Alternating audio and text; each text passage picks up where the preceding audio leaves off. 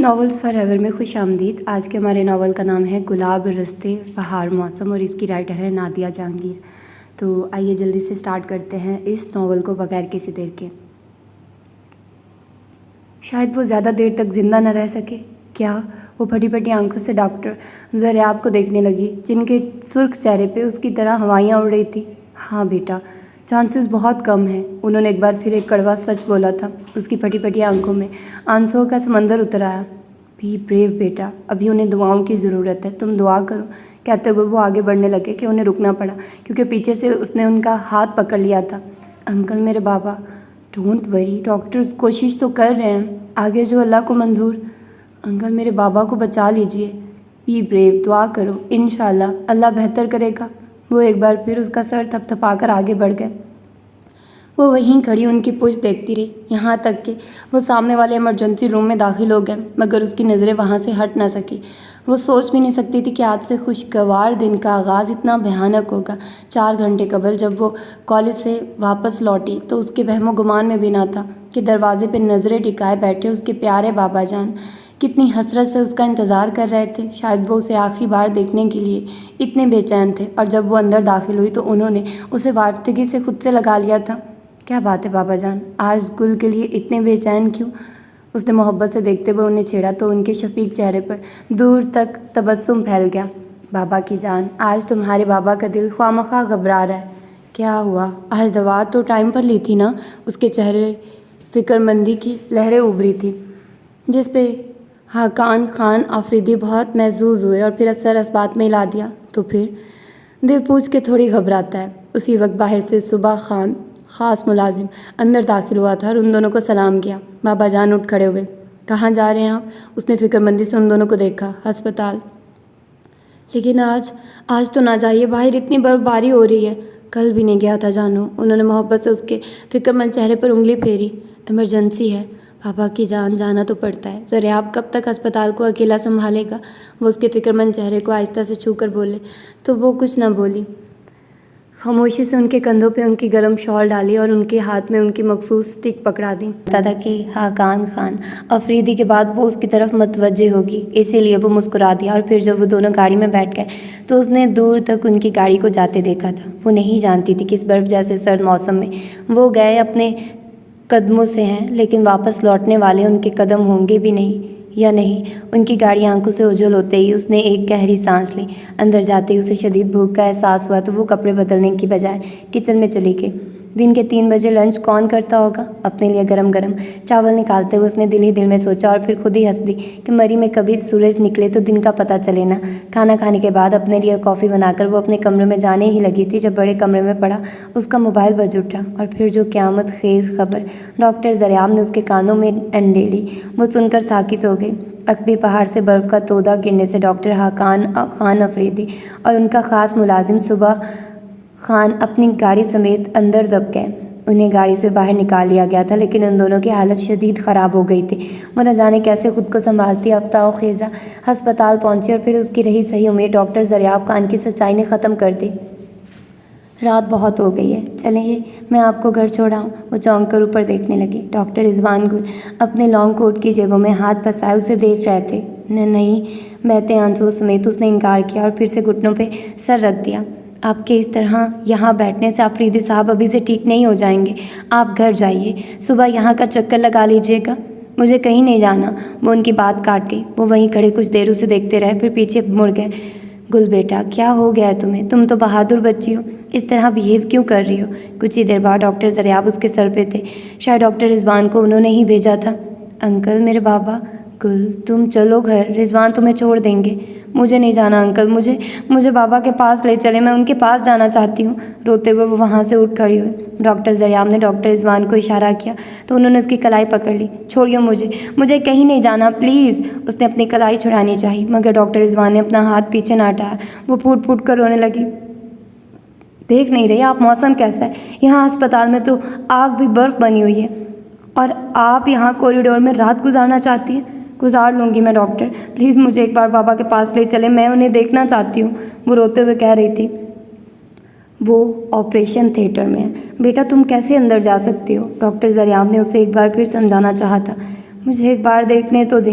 एकदम से रोते हुए वो चिल्ला उठी थी डॉक्टर रिजवान के साथ। डॉक्टर ज़रिया भी खामोश से हो गए। वो कलाई चुराकर दोनों हाथों में चेहरा छुपा गई तो वो डॉक्टर ज़रियाब खान ने उसके सर पे हाथ रख दिया।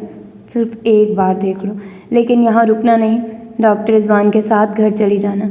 उनकी भी वाइफ की तबीयत कुछ ठीक नहीं, इसीलिए ये घर जाना चाह रहे हैं। न जाने उसने उनकी बात सुनी या नहीं। आंसुओं से तर चेहरा उठाकर उन्हें देखने लगी। वो उसे ऑपरेशन थिएटर ले गए। उसने अपने जान से ज़्यादा अजीज़ प्यारे बाबा जान को डॉक्टर्स और मशीनों के दरमियान देखा तो चाहते हुए भी अपनी चीखें न रोक सकी। डॉक्टर ज़रियाब उसे बाहर लाया और डॉक्टर रिजवान की गाड़ी में बिठा दिया। अंकल आप इन्हें बचा लीजिए, मैं ज़िंदा नहीं रह पाऊँगी उनके बगैर। अल्लाह का वास्ता है अंकल, मैं अकेली रह जाऊँगी, वरना हम कोशिश कर रहे हैं, तुम हिम्मत मत हारो। वो नीचे झूलती उसके शॉल को उठाकर उसके शाने पर डालते हुए बोले। डॉक्टर ज़रियाब बेबसी से उसे देखे गया। डॉक्टर रिजवान ने लबों पे ज़बान फेरी और गाड़ी आगे बढ़ा ले गए। बर्फ़ गिरने का सिलसिला अभी भी वक्फे से जारी था। सारा रास्ता वो रोती आई थी। डॉक्टर रिजवान ने 2-3 बार उसे चुप कराने की कोशिश की, मगर उसके इतने बड़े दुख को देखकर उसे हौसला तक न दे सके। अगर आप कहें तो डॉक्टर आफान खान अफरीदी को बता दें। नो, आप ऐसा कुछ ना कीजिएगा। कुलोकी लहजे में भी उसकी तुरशी माया थी। डॉक्टर रिजवान उसे देख कर रह गए और वो अंदर चली आई। दरवाज़ा बंद करते ही उसकी नज़र सामने लगी लार्ज तस्वीर पे पड़ी थी जिसमें वो और हाकान खान अफरीदी के दाएं बाएं खड़े थे। वो इस तस्वीर को देखती एक बार फिर रो पड़ी। सुबह जब वो कॉलेज के लिए निकल रही थी तो बाबा जान इसी तस्वीर को देखकर अपने आंसू रोकने की नाकाम कोशिश कर रहे थे। उसने नाश्ता करते हुए किन अँखियों से उन्हें देखा था और उनके चेहरे पे दुख, अजियत और कर्ब के निशान देखकर उसके अंदर भी दर्द भर गया। बाबा ने पलके झपकते हुए उसे देखा था। वो निगाहें चुरा गई। ऐसा क्यों कर रही हो तुम? उनकी भीगी आवाज़ कमरे में गूंजी थी। वो सर झुका गई। उसने तब तो जवाब ना दिया, लेकिन कॉलेज आते हुए उसने अपने मचलते दिल को बारहा बहलाया और काबू किया था। लेकिन अब उसे सामने देखकर उसके अंदर छुपे आंसू भी निकल आए। आफान खान, कितने बुरे हो तुम। उसने एक और जहरीली नज़र तस्वीर पर डाली और बेबसी से आंखें मूंद ली। लेकिन ये ज़ख़म जिस्म के नहीं थे जो आंखें मूंद के जुटला देती। ये ज़ख़म तो रूह पे लगे थे और रूह पे लगे ज़ख़म कभी जुटलाए नहीं जा सकते। उसने उस पल अपने अंदर गहरे दुख दर्द की सुइयाँ चुभती महसूस की थी। उसे उस पल अपना आप बहुत नढाल होता महसूस हो रहा था और वो जैसे बहुत कमज़ोर हो रही थी। जब खुद को बहुत नढाल महसूस करो, जब दिल के हाथों कमज़ोरी महसूस हो तो मुझे तुम आवाज़ दे लेना। मैं उसी वक्त उसी पल तुम्हारे करीब तुम्हारे पास आ जाऊंगा। उसके समातों के गिर्द उसी बेवफा शख्स की गमगीन आवाज़ गूंजी थी। वो आंखें खोलकर एक बार फिर तस्वीर को देखने लगी। उसे अपने गाल भीगते महसूस हुए। तस्वीर में वो शख्स मुस्कुरा रहा था और वो उधर रो रही थी। क्यों आए तुम हमारी ज़िंदगी में? क्यों हम दादा पोती को अपना आदी किया? क्यों हम लोगों को दोराहे पे खड़ा कर दिया कि ना इधर के रहे ना उधर के? क्यों इतना बड़ा जुल्म किया हम लोगों के साथ? आफान खान अफरीदी, कुछ हमारी मोहब्बत का ही लिहाज कर लेते, कुछ हमारे रिश्तों का ही ख्याल कर लेते। रोते रोते उसने बहुत दिनों बाद उस शख्स से दिल से शिकवा किया था, वरना उस शख्स से शिकवा करना तो एक तरफ, वो उसे याद तक न करना चाहती थी। कैसे रह सकती हो तुम उसके बगैर? तुम्हारी पूर्ण मांग के मुझे बहुत तड़पाती हैं गुल। मेरी जान, एक बार, सिर्फ एक बार उसे माफ़ कर दो। ज़िंदगी को उस पे और ख़ुद पे इतना दुश्वार मत करो, वरना झोली में पछतावों के सिवा कुछ ना रहेगा। कल रात जब बाबा उसके कमरे में आए थे और साइड टेबल पर उल्टी पड़ी उसकी फ्रेम्ड फ़ोटो को बहुत दुख से देखते हुए उन्होंने उसकी आंखों में झांकते हुए कहा तो ना चाहते हुए भी उसकी सिसकी निकल गई। हाकान अफरीदी ने चौंक कर उसे देखा था। वो उनके गले लग गई। बाबा, मुझे उसकी दूरी नहीं, आपका गम तड़पाता है। अब भी वो तड़प तड़प कर रो रही थी कि फ़ोन की घंटी बज उठी। उसका दिल उछलकर हलक में आन बैठा। उसके आंसू एकदम से रुक गए थे। उसने बहुत खौफ से बजते फ़ोन को देखा था। फ़ोन की बेल तो तवातुर से बजा रही थी और इसी तवातुर से उसकी धड़कनें धड़क रही थी। या अल्लाह, मेरी मदद फरमा, मुझे किसी बुरी खबर से महफूज रखना। या अल्लाह, मेरे बाबा को अपने हिफ्ज़-ओ-मान में रख। फ़ोन तक जाते जाते न जाने उसने डरते डरते कितनी दुआएं मांग ली थी। हेलो, बाएं हाथ की पुछ से गार रगड़ते हुए उसने बहुत सहमी हुई आवाज़ में हेलो कहा था। क्या हुआ साहब, तुम रो रही हो? दूसरी तरफ से वही जालिम आवाज़ उभरी थी जिसे आइंदा ज़िंदगी में कभी ना सुनने का उसने दिल से अहद किया था। उसने अगले पल रिसीवर क्रेडल पर डाल दिया, लेकिन घंटी फिर से बजने लगी तो वो वहाँ से हट गई। लेकिन उसने दिल में ये शुक्र ज़रूर किया था कि दूसरी जानिब कोई डॉक्टर ना था। वहाँ से हटने के बाद उसने वज़ू किया और मुसल्ले पे आ गई। उसे कैसे पता चला कि मैं रो रही हूँ? मुसल्ले पे खड़ा होने से एक लम्हा पहले उसका दिल धड़का था। फिर उसने सर ज़रूर झटका था, लेकिन दिल से आती उसकी आवाज़ को झटक ना सकी। और अब वो रो रो कर अल्लाह ताला से अपने बाबा की ज़िंदगी मांग रही थी, उनकी सेहतयाबी के लिए दुआ मांग रही थी। बाबा भूख लगी है, वो किचन के दरवाजे में आ खड़ी हुई। हाकान खान अफरीदी ने गर्दन मोड़कर बहुत मोहब्बत से उसे देखा। वो अभी तक कॉलेज यूनिफॉर्म में थी। सफ़ेद कपड़ों में उसके चेहरे की रंगत सुर्ख नज़र आ रही थी। सर के बाल बाहर की हवाओं की वजह से अभी तक उलझे बिखरे हुए थे, लेकिन उसे उनकी कतई परवाह न थी। उसे तो आते ही भूख लगी थी। वो अपना हुलिया ठीक करने का कहाँ सोचती। लगता है आज बहुत थक गई हो, उन्होंने बहुत मोहब्बत से कहा तो वो हंसती और फिर चलती हुई उनके पास जा खड़ी हुई। थकना वकना कैसा बाबा, वो तो आपको देखकर ये लाड करने आ जाती हूँ, वरना आप खुद ही खाना तैयार कर रही होती हूँ। उसने लाड से अपनी बाहें उनके गले में डाल दी। बिल्कुल उस्मान की तरह तुम्हारी आते हैं, बेसाख्ता उनके लबों से निकला था, लेकिन अगले ही पल उन्होंने अपनी ज़बान दांतों तले दबा ली। साहब की बाहें ज़रा ढीली पड़ गई तो वो निगाहें चुरा गए। राज चाचू ने दोबारा फ़ोन किया था, उसने बहुत मध्यम आवाज़ में उनसे कहा था। वो उसकी बाहें हटाते पीछे हटकर चमचा हिलाने लगे, लेकिन वो जानती थी उनके सिर्फ हाथ उधर हैं, समातें उसकी तरफ लगी हैं। चाचू रो रहे थे, उसने फिर आहिस्ता से कहा था। वो देख सकती थी हाकान खान अफरीदी के हाथ एक लम्हे के लिए साकित हो गए थे, लेकिन दूसरे ही पल उनके हाथ फिर चलने लगे। बहुत तड़प रहे थे आपसे बात करने के लिए, मुझसे इल्तिजाएं करने लगे कि मैं उनसे आपकी बात करा दूं। उसकी आवाज़ भीग गई। हाकान खान अफरीदी लापरवाही से सिंक में हाथ धोने लगे।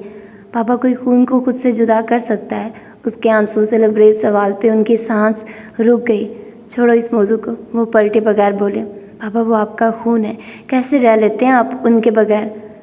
खुल जाने दो इस मौजू को, चलो खाना निकालो। वो ठंडे पानी से छींटे चेहरे पर मारने लगे। पापा उन्होंने फ़ोन रखने से कबल आखिरी बात पता है क्या की? चेहरे पे पानी का छपाका मारते हुए उनके हाथ वहीं थम गए। पापा उन्होंने कहा, कुल सोने से पहले मेरे बाबा के माथे का प्यार लेना मेरी तरफ से। मैं रोज़ ख्यालों में सोने से पहले उनके माथे का प्यार लेता हूँ। आज तुम मेरी तरफ से लो, शायद कि आज की रात मेरी सुकून से बसर हो जाए। कुल बकवास बंद करो, मेरी एक बार की कही बात तुम्हें समझ में नहीं आती? अचानक वो धाड़े थे, वो सहम कर चुप हो गई। मुँह से घूरते हुए किचन से बाहर निकल गए। वो उनकी पूछ देखने लगी, जानती थी वो उससे अपने आंसू छुपाना चाहते हैं, इसीलिए यहाँ से निकल गए। कमरे में आकर उन्होंने आंसुओं को मज़ीद नहीं रोका था, फूट फूट कर रो पड़े थे। वो चौंकी थी और फिर दिल में उमड़ते दर्द को वहीं दबा लिया था। मुझे दुआओं की बहुत ज़रूरत है साहब, तुम दिन में सिर्फ 2 बार भी मेरे लिए दुआ करो ना, तो मेरी हर मुश्किल आसान हो जाए। बहुत दूर से उसकी आवाज़ आई थी। उसने अपने हाथ नीचे गिरा लिए। पास पड़ा फ़ोन एक बार फिर बजने लगा था। उसने आंसू पोंछते हुए रिसीवर उठा लिया। साहब सच सच बताओ, तुम खैरियत से हो ना? तुम्हें कुछ हुआ तो नहीं? तुम ठीक हो ना? तुम यूँ क्यों नहीं है, बोल क्यों नहीं रही है? साहब बताओ, साहब आर यू ऑलराइट? सोच छूटते ही उसने बेताबी से पूछा था। उसकी सिसकी निकल गई। साहब साहब मेरी जान बताओ क्या हुआ है तुम्हें? बाबा तो ठीक है ना? बोलो साहब। बहुत बेताबी और बेचैनी से वो पूछ रहा था। उसकी तेज़ तेज़ चलती सांसों से वो अंदाज़ा लगा सकती थी कि वो उधर किस कदर परेशान है और एक ही सांस में सब कुछ पूछ लेना चाहता है। कुछ नहीं हुआ ना मुझे ना बाबा को, वो चिल्ला उठी थी। फिर तुम रो क्यों रही हो साहब? तुम्हें मेरे रोने से क्या? तुम अपना काम करो। साहब साहब शट अप, अब आइंदा फ़ोन मत करना। मेरे पास इतना फजूल वक्त नहीं है कि तुम्हारी फजूल बातों का जवाब देती फिरूं। बेहतर है अब दोबारा फ़ोन ना करना। उसकी अगली बात सुने बगैर उसने फ़ोन बंद कर दिया, लेकिन आंखों से टपकते पानी को वो रोक न सकी और फिर रिसीवर को होंठों से लगाकर फूट फूट कर रो दी। फ़ोन की घंटी बजी तो पास बैठे हाकान अफरीदी ने सिर्फ एक नज़र बजते फ़ोन को देखा और फिर सुबह खान को फ़ोन उठाने का इशारा कर दिया। इससे पहले कि सुबह खान फ़ोन उठाता, साहब ने पहले ही रिसीवर हाथ में थाम लिया और फिर रिसीवर कान से लगाते ही उसके चेहरे की रंगत पल ही पल में बदली थी, जिसे हाकान खान अफरीदी ने बगौर देखा था। चाचू, उसके लब हिले थे और उन लबों से निकले ये अल्फाज हाकान अफरीदी के अंदर तक को चीर गए। वो गुल पर से नज़र हटाना चाहते थे, लेकिन वो चाह कर भी ऐसा ना कर सके। बस खामोशी से साहब गुल के हाथों में थमे रिसीवर को देखते रहे। बाबा, वो आहिस्ता आहिस्ता चलती उनके पास चली आई। वो अब भी गुल पे नज़रें जमाए हुए थे, चौंक कर उसे देखने लगे। चाचू आपसे बात करना चाहते हैं, बहुत डरते डरते उसने कहा था। वो खाली खाली नज़रों से उसे देखते रहे। बाबा, कुछ देर बाद वो बोली थी और फिर उनका कंधा हिलाया था। चाचू आपसे। बंद कर दो फ़ोन, वो सर्द मोरी से बोलते सीधे हुए थे। बाबा सिर्फ एक बार, चाचू रो रहे हैं। उसकी अपनी आवाज़ रंधी हुई थी। साहब ने रिसीवर उनके कान से लगा दिया। उनके असाब तन गए, माथे पे नागवारी की कहीं लकीरों का इजाफा हुआ। बाबा, बाबा मैं उस्मान, मुझे माफ़ कर दे बाबा, मैं आपके पास आना चाहता हूँ, मुझे अपने पास आने से ना रोकिए प्लीज़ बाबा, मेरी बात का जवाब दें, क्या मैं वापस आ जाऊँ, आपके पास आ जाऊँ बाबा। बज़ाहिर तो उनके माथे पर पहली शिकनों में कहीं गुनाह इजाफा हुआ था, लेकिन उनके अंदर क्या हो रहा था ये बस सिर्फ वही जानते थे। बाबा बोलिए तो सही, अपनी आवाज़ तो मुझे सुनने दें, मैं तरस गया हूँ आपकी मुशफ़िक आवाज़ सुनने के लिए। बाबा एक बार बोलिए तो सही, एक बार मेरा नाम तो ले दें। बाबा मैं बहुत बेसुकून हूँ, बेकरार हूँ। बाबा आपका उस्मान आपके लिए तड़प रहा है, बाबा बोलिए ना, आपका उस्मान आपकी आवाज़ सुनना चाहता है। उनके तने असाब और तन गए। बाबा मुझे ज़िंदगी का कोई एतबार नहीं, मुझे लगता है जैसे मैं बाबा उस्मान को इस कदर तड़पाइए तो नहीं, क्यों जीते जी मार रहे हैं उसे। आपका उस्मान ज़िंदा होते हुए भी ज़िंदा नहीं है, या आगे उसे सुनना मुहाल हो गया। उन्होंने रिसीवर पीछे फेंका था और फिर हाँफते कांपते लाठी थामी और उठ खड़े हुए। वो जो सांस रोके खड़ी थी एकदम आगे बढ़ी, अभी उन्हें पकड़ना ही चाहती थी कि उन्होंने हाथ उठाकर उसे वहीं रुकने पर मजबूर कर दिया।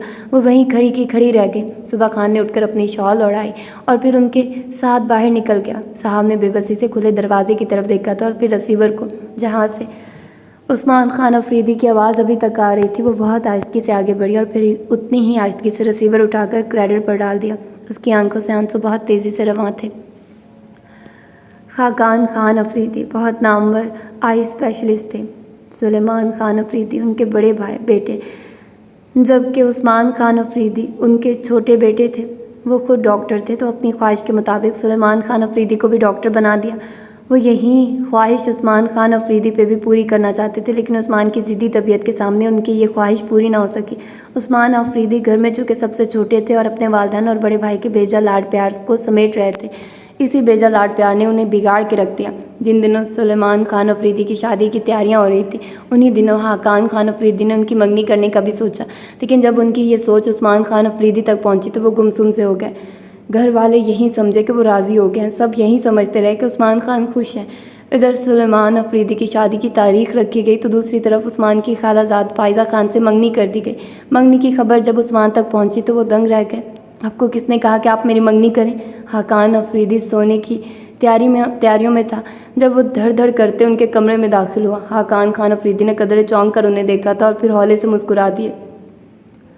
पापा मुझे फ़िलहाल शादी नहीं करनी। उनकी मुस्कुराहट पर वो ज़रा नरम पड़े। कौन शादी कर रहा है अभी तुम्हारी? सिर्फ शादी नहीं बल्कि मुझे अभी मंगनी भी नहीं करनी। लहजा अटलो खुरदरा था। हाकान खान के माथे पे लकीरें पड़ गई। मंगनी तो हो चुकी, तो फिर तोड़ दें इसे। बकवास बंद करो, जानते हो क्या कह रहे हो तुम? उनके एकदम से कह देने पे हाकान खान अफरीदी भड़के। हाँ जानता हूँ, और मैं ये अपने मुकम्मल होशो हवास में कह रहा हूँ। ज़रा नरम न पड़े। उस्मान, पापा मुझे फ़ाइज़ा से शादी नहीं करनी। उनका लहजा सख्त और अटल था। हाकान खान अपनी जगह से उठ खड़े हुए। बकवास बंद करो, ये बात तुम्हें पहले सोचनी चाहिए थी। सोची थी पहले, लेकिन आपने मुझसे पहले पूछा कब? इंतहाई बदतमीज़ी और तुर्शी से उन्होंने कहा। उस्मान बदतमीज़ी मत करो, फ़ाइज़ा तुम्हारी खाला की बेटी है और अपने ही ख़ानदान की है। उनकी माँ ने मदाखलत की। अगर अपने ही ख़ानदान में मेरी शादी करनी थी तो फिर किसी और से क्यों नहीं? मसलन किससे? हादिया अफरीदी से। उनके आराम से कहने पर हाकान खान अफरीदी के सर पे छत तान गिरी थी, जबकि उनकी बीवी का हाथ सीने पे जा पड़ा था। हादिया खान अफरीदी हाकान खान अफरीदी के छोटे भाई की बेटी थी। वो ना सिर्फ उनकी भतीजी थी बल्कि सुलेमान खान अफरीदी के मंगेतर भी थी, जिनकी शादी में सिर्फ 2 दिन रह गए थे। और फिर ये दिन कब आए, कैसे आए और किस वक्त आए, कोई नहीं जानता। कोई जानता था तो सिर्फ इतना कि शादी का दिन आया ज़रूर, लेकिन उस दिन हादिया अफरीदी का कमरा खाली था। उस्मान खान अफरीदी और हादिया खान भाग गए। उस दिन सबकी ज़बान पे एक ही जुमला था। बाहर बर्फ़बारी हो रही थी। उसने सुबह खान से कहकर पकौड़े और समोसे तलवाए और फिर ट्रे उठाकर बाहर बरामदे में आन बैठी, जहाँ हाकान अफरीदी पहले ही बरा जमान थे। उनके हाथ में गरम गरम चाय का भरा हुआ कप था, जो कुछ देर कबल वो उन्हें देकर गई थी। अब वो थर्मास भरकर चाय का लाई थी, क्योंकि वो दोनों दादा पोती चाय के रसिया थे। कुल वो कप में चाय निकालती चौंकी। तुम्हारे चाचू की कितनी औलादें हैं? उनके सवाल पे वो कदरे हैरान हुई, लेकिन फिर अगले ही लम्हे उसने अपनी हैरत पे काबू पा लिया। हाकान खान अफरीदी अखबार छोड़कर उसे बगौर देख रहे थे। सिर्फ इकलौता बेटा है, क्या नाम है उसका? तुम्हें मालूम है? न जाने क्यों वो उससे पूछ रहे हैं। उसने अपना सर इस बात में हिला दिया और पकौड़ों की प्लेट उनके सामने की, लेकिन वो उसका चेहरा देखते रहे, प्लेट की तरफ हाथ ही ना बढ़ाया।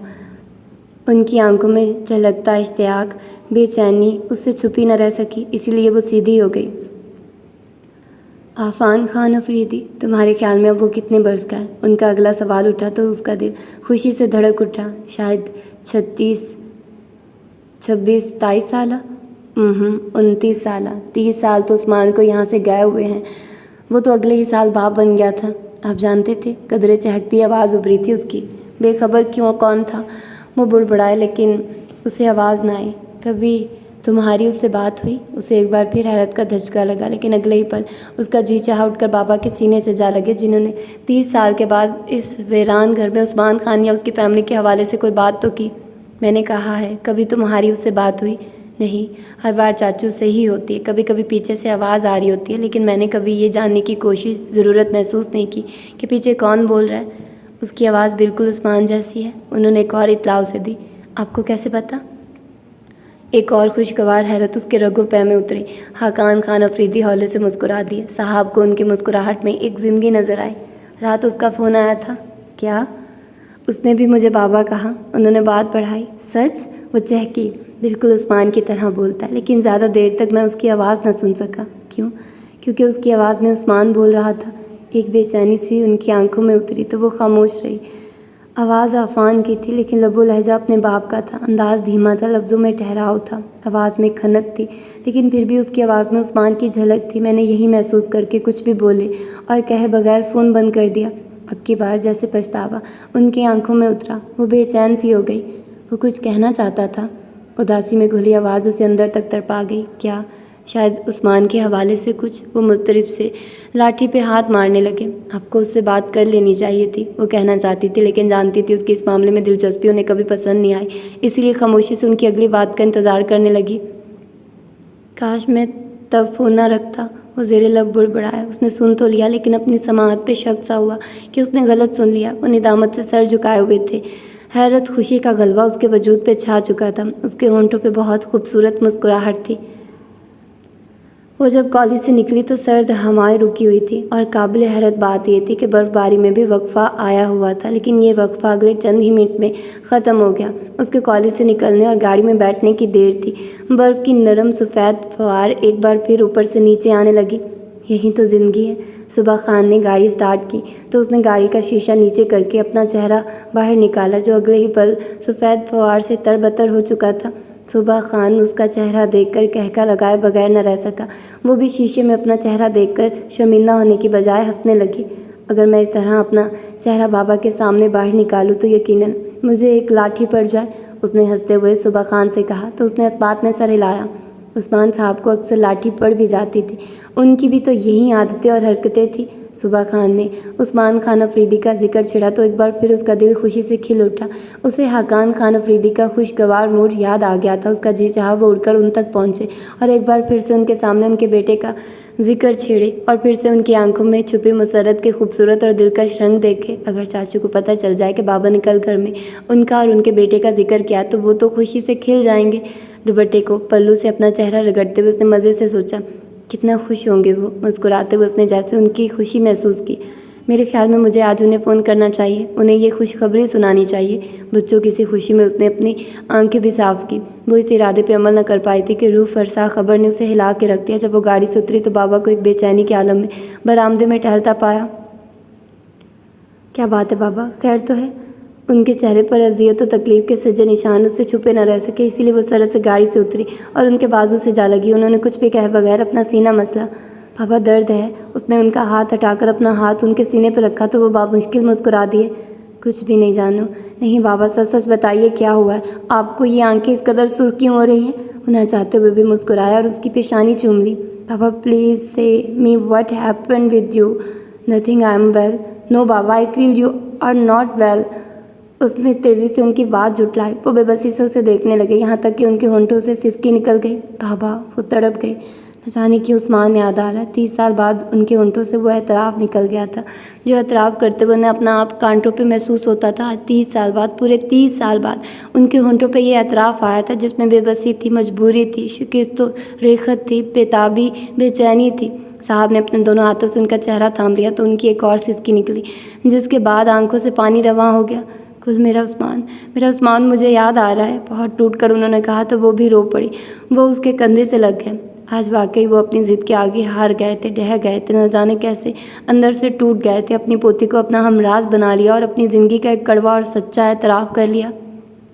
इन 30 सालों में मैं एक पल भी चैन से नहीं सो सका। गुल, मैंने ये 30 साल कांटों पे चल के गुजारे हैं। गुल मेरी जान, तुम्हारे बाबा चैन की नींद को तरसते रहे, अब तुम मुझे ये चैन कहीं से ला दो। शायद अंदर से टूटकर उन्होंने आखिरी बात की थी। इसके दोनों हाथ नीचे गिर गए। ठटक कर उन्हें देखा और फिर उनके सर हिलाने पे हैरत ज़दा रह गई। पापा सच? उन्होंने एक बार फिर सरस बात में लाया।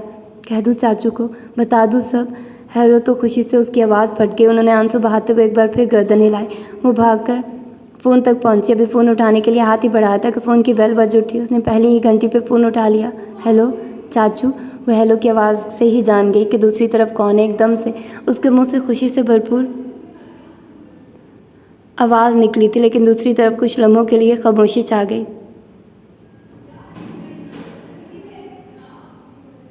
हेलो चाचू, आप लाइन पे ही हैं ना? इतनी ज़्यादा खुशी में भी उसे दूसरी तरफ की खामोशी महसूस हो गई थी। दूसरी तरफ कुछ देर बाद एक गहरा सांस लिया गया। वो हंसती। आपकी खामोशी ने डरा दिया था। वो एक बार फिर खामखा हंसी। चाचू आपके लिए खुशखबरी है। चहकती आवाज़ से लग रहा था जैसे वो उड़कर मुकाबिल के सामने पहुंचना चाहती थी। और अगर ये खुशखबरी सुनने से पहले ही बंदा मर जाए तो? रुंधी आवाज़, गलोगीर लहजा। वो ठटकी। रिसीवर कान से हटाकर हैरत से उसे देखा और फिर कान से लगा लिया। क्या मतलब है आपका? Usman Khan Afridi has gone in this world. खूबसूरत लहजा मगर अल्फाज। व्हाट? वो अपने अजली सफ़र को सुधार गए। दूसरी तरफ पहले सिसकी निकली और फिर कोई रो पड़ा। इसके हाथ से रिसीवर गिर पड़ा। हकान खान अफरीदी जो कितने बरसों बाद अपने चेहरे पे खूबसूरत मुस्कुराहट और सच्ची खुशी ला पाए थे, उसे भी गिरता देखकर उसकी जानिब लपके। कुल मेरी जान। हकान खान अफरीदी ने खुद ही हाथ बढ़ाकर रिसीवर कान से लगा लिया। दूसरी तरफ कोई जनाजे का वक्त बता रहा था।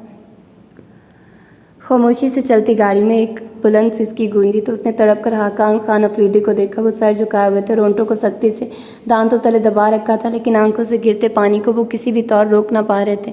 साहब ने एक बार फिर अपना सर उनके सीने पर रख दिया। सुबह खान भी ड्राइविंग करता रो रहा था। उन्हें बुलंद आवाज़ में रोता देखकर उसने 2-3 बार उन्हें चुप कराने की कोशिश की और फिर उनका अंदर को चीर देने वाला दुख दर्द महसूस करके लब भींच गया। पापा खुद पे कंट्रोल करें, वरना कराची पहुंचने तक तबीयत बिगड़ जाएगी। रास्ते में कोई 200 बार साहब ने उनसे कहा था, लेकिन हर बारी उनके आंसू देखकर साथ खुद भी रो पड़ती।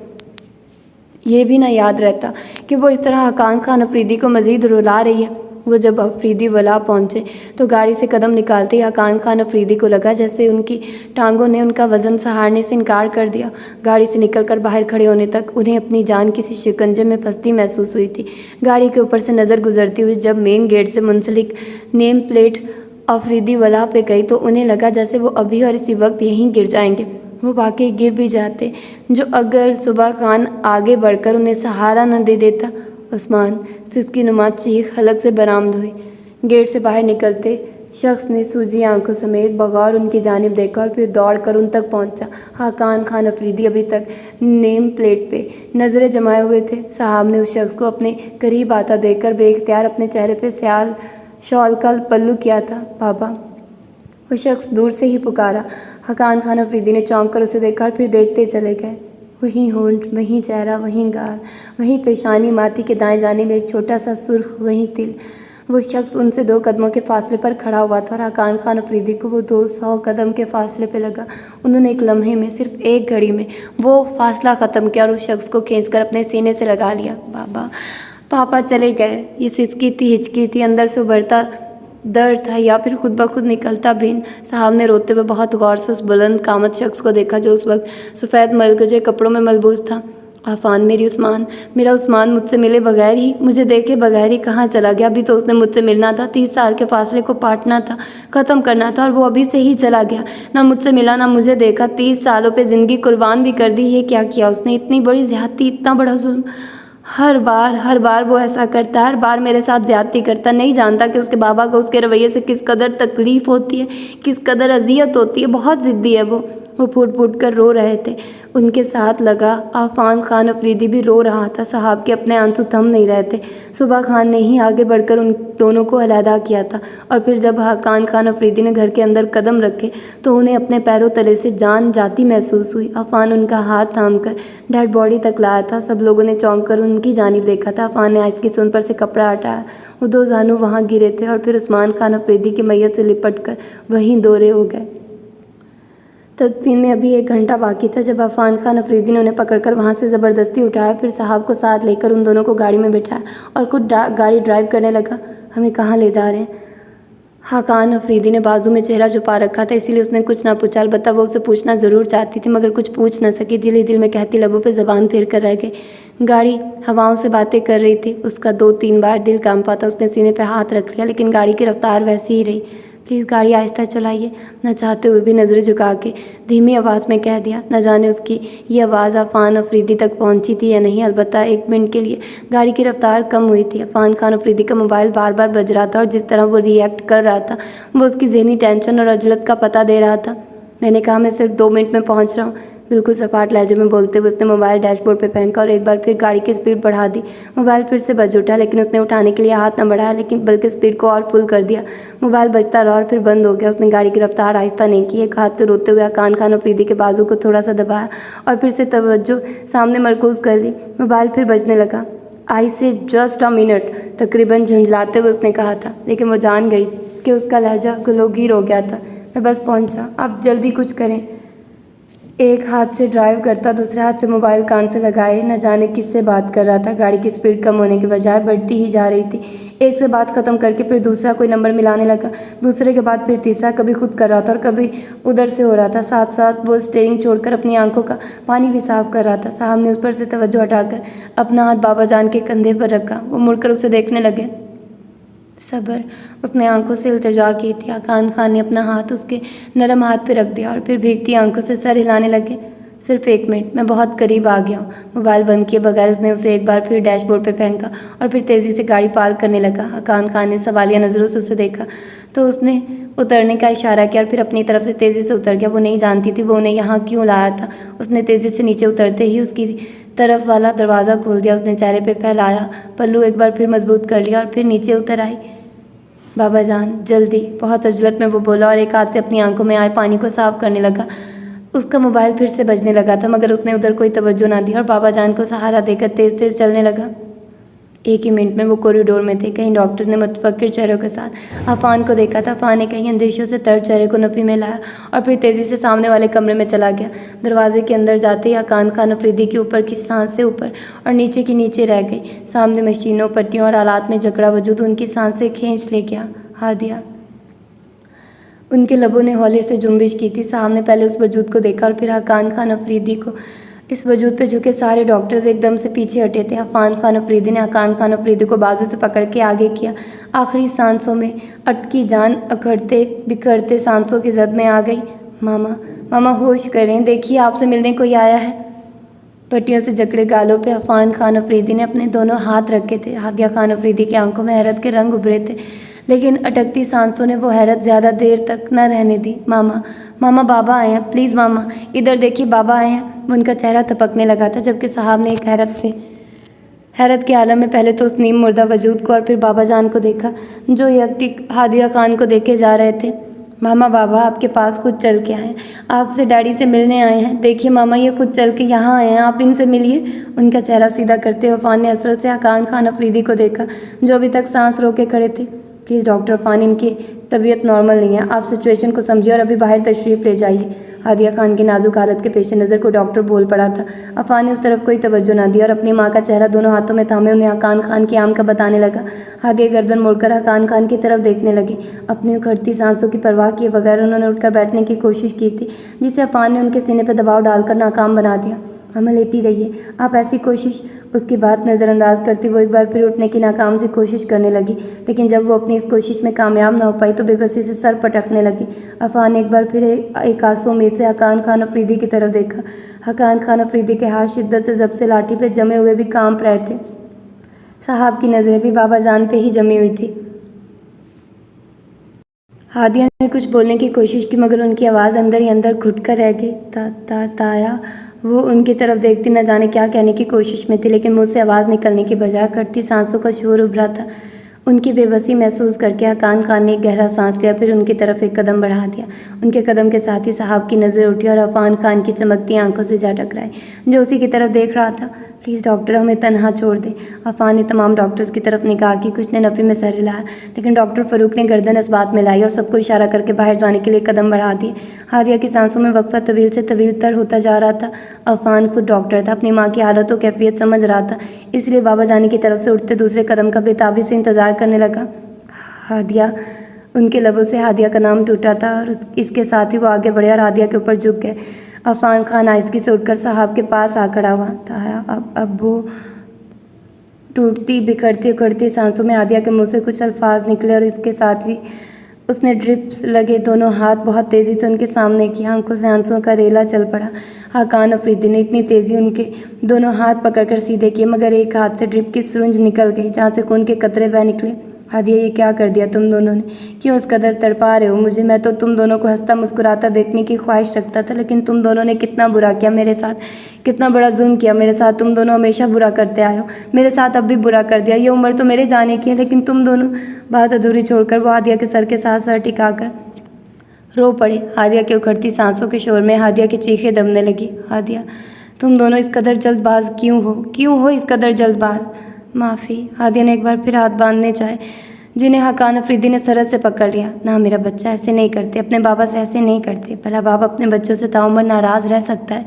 हादिया बेबसी से उन्हें देखती रही। उनकी आंखों से पानी ज़ोरों शोर से जारी था। हकान खान ने झुककर उनकी पेशानी पर अपने होंठ रख दिए और फिर होंठ रखते ही उनकी आंखें बंद हो गई थी और सांसें वहीं थम गई। 30 साल तड़पाया तुम दोनों ने। ये 30 साल हमने तुम्हारे बगैर कैसे गुजारे? इस कर्ब को हम ही जानते हैं, जिस खोखलेपन से हम जीते रहे। इस खोखलेपन के दर्द से हम ही वाकिफ़ हैं। हादिया, उस्मान ने तो अब भी मुझे धोखा दे दिया। उसने अब भी मेरे साथ ज़्यादती की है। उसने मुझसे पहले ही। बाबा। फ़ान की शायद चीख निकली थी। उसने दौड़कर 2 कदमों के फासले को पाटा था और फिर अपनी माँ पे झुक गया। साहब भी तेज़ी से हादिया के करीब हुई। हकान खान ने हैरत से हादिया की बंद आंखें देखी। अफान बाहर की तरफ भागा। साहब ने हादिया की आंखें खोलनी चाहिए, मगर देर हो चुकी थी। उनकी सांसें ख़त्म हो चुकी थी। हकान खान के हाथ से लाठी गिर पड़ी। बाबा। उस्मान, आपका उस्मान, मुझे माफ़ कर दे बाबा। मैं आपके पास आना चाहता हूँ, मुझे अपने पास आने से ना रोकिए। मैं वापस आ जाऊँ बाबा? क्या मैं आपके पास आ जाऊँ बाबा? उनके चारों ओर उस्मान खान अफरीदी की आवाज़ गूंजी थी। वो बेचैन से हो गए। बाबा, मैं बहुत बेसुकून हूँ, बेकरार हूँ बाबा, मुझे सुकून दे। आपका उस्मान आपके लिए तड़प रहा है। बाबा बोलिए ना, आपका उस्मान आपकी आवाज़ सुनना चाहता है। एक बार बोलिए तो सही। उस्मान की बेबसी महसूस करके सिसक पड़े। वो 30 साल पहले उन्हें छोड़ कर गया था, लेकिन उन्हें लग रहा था जैसे वो कल ही उनसे बिछड़ा हो।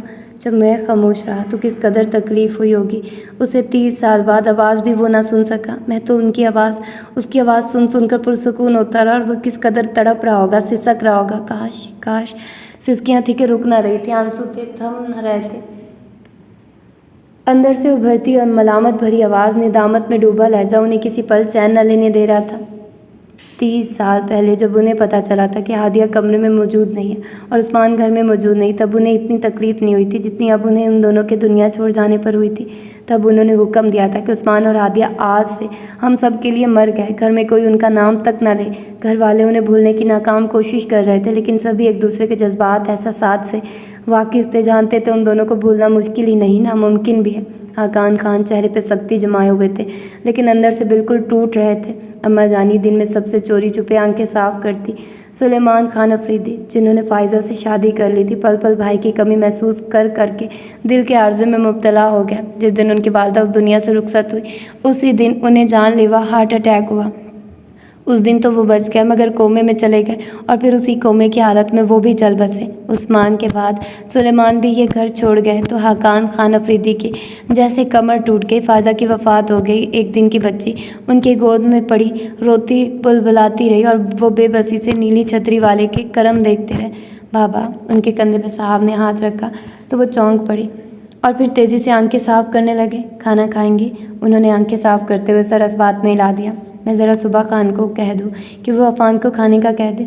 उनकी आंसुओं से भरी आंखों को वो नज़रअंदाज करती वहीं से पलटने लगी थी। गुल दरवाजे में मुड़कर उन्हें देखने लगी। उसने ना जाने कितने दिनों से खाना नहीं खाया। जी बाबा, सुबह खान को कहने की बजाय तुम खुद उसके पास जाओ। मैं पहले वो ज़रा हिचकिचाई, लेकिन फिर कुछ सोचकर सरस बात में हिला दिया।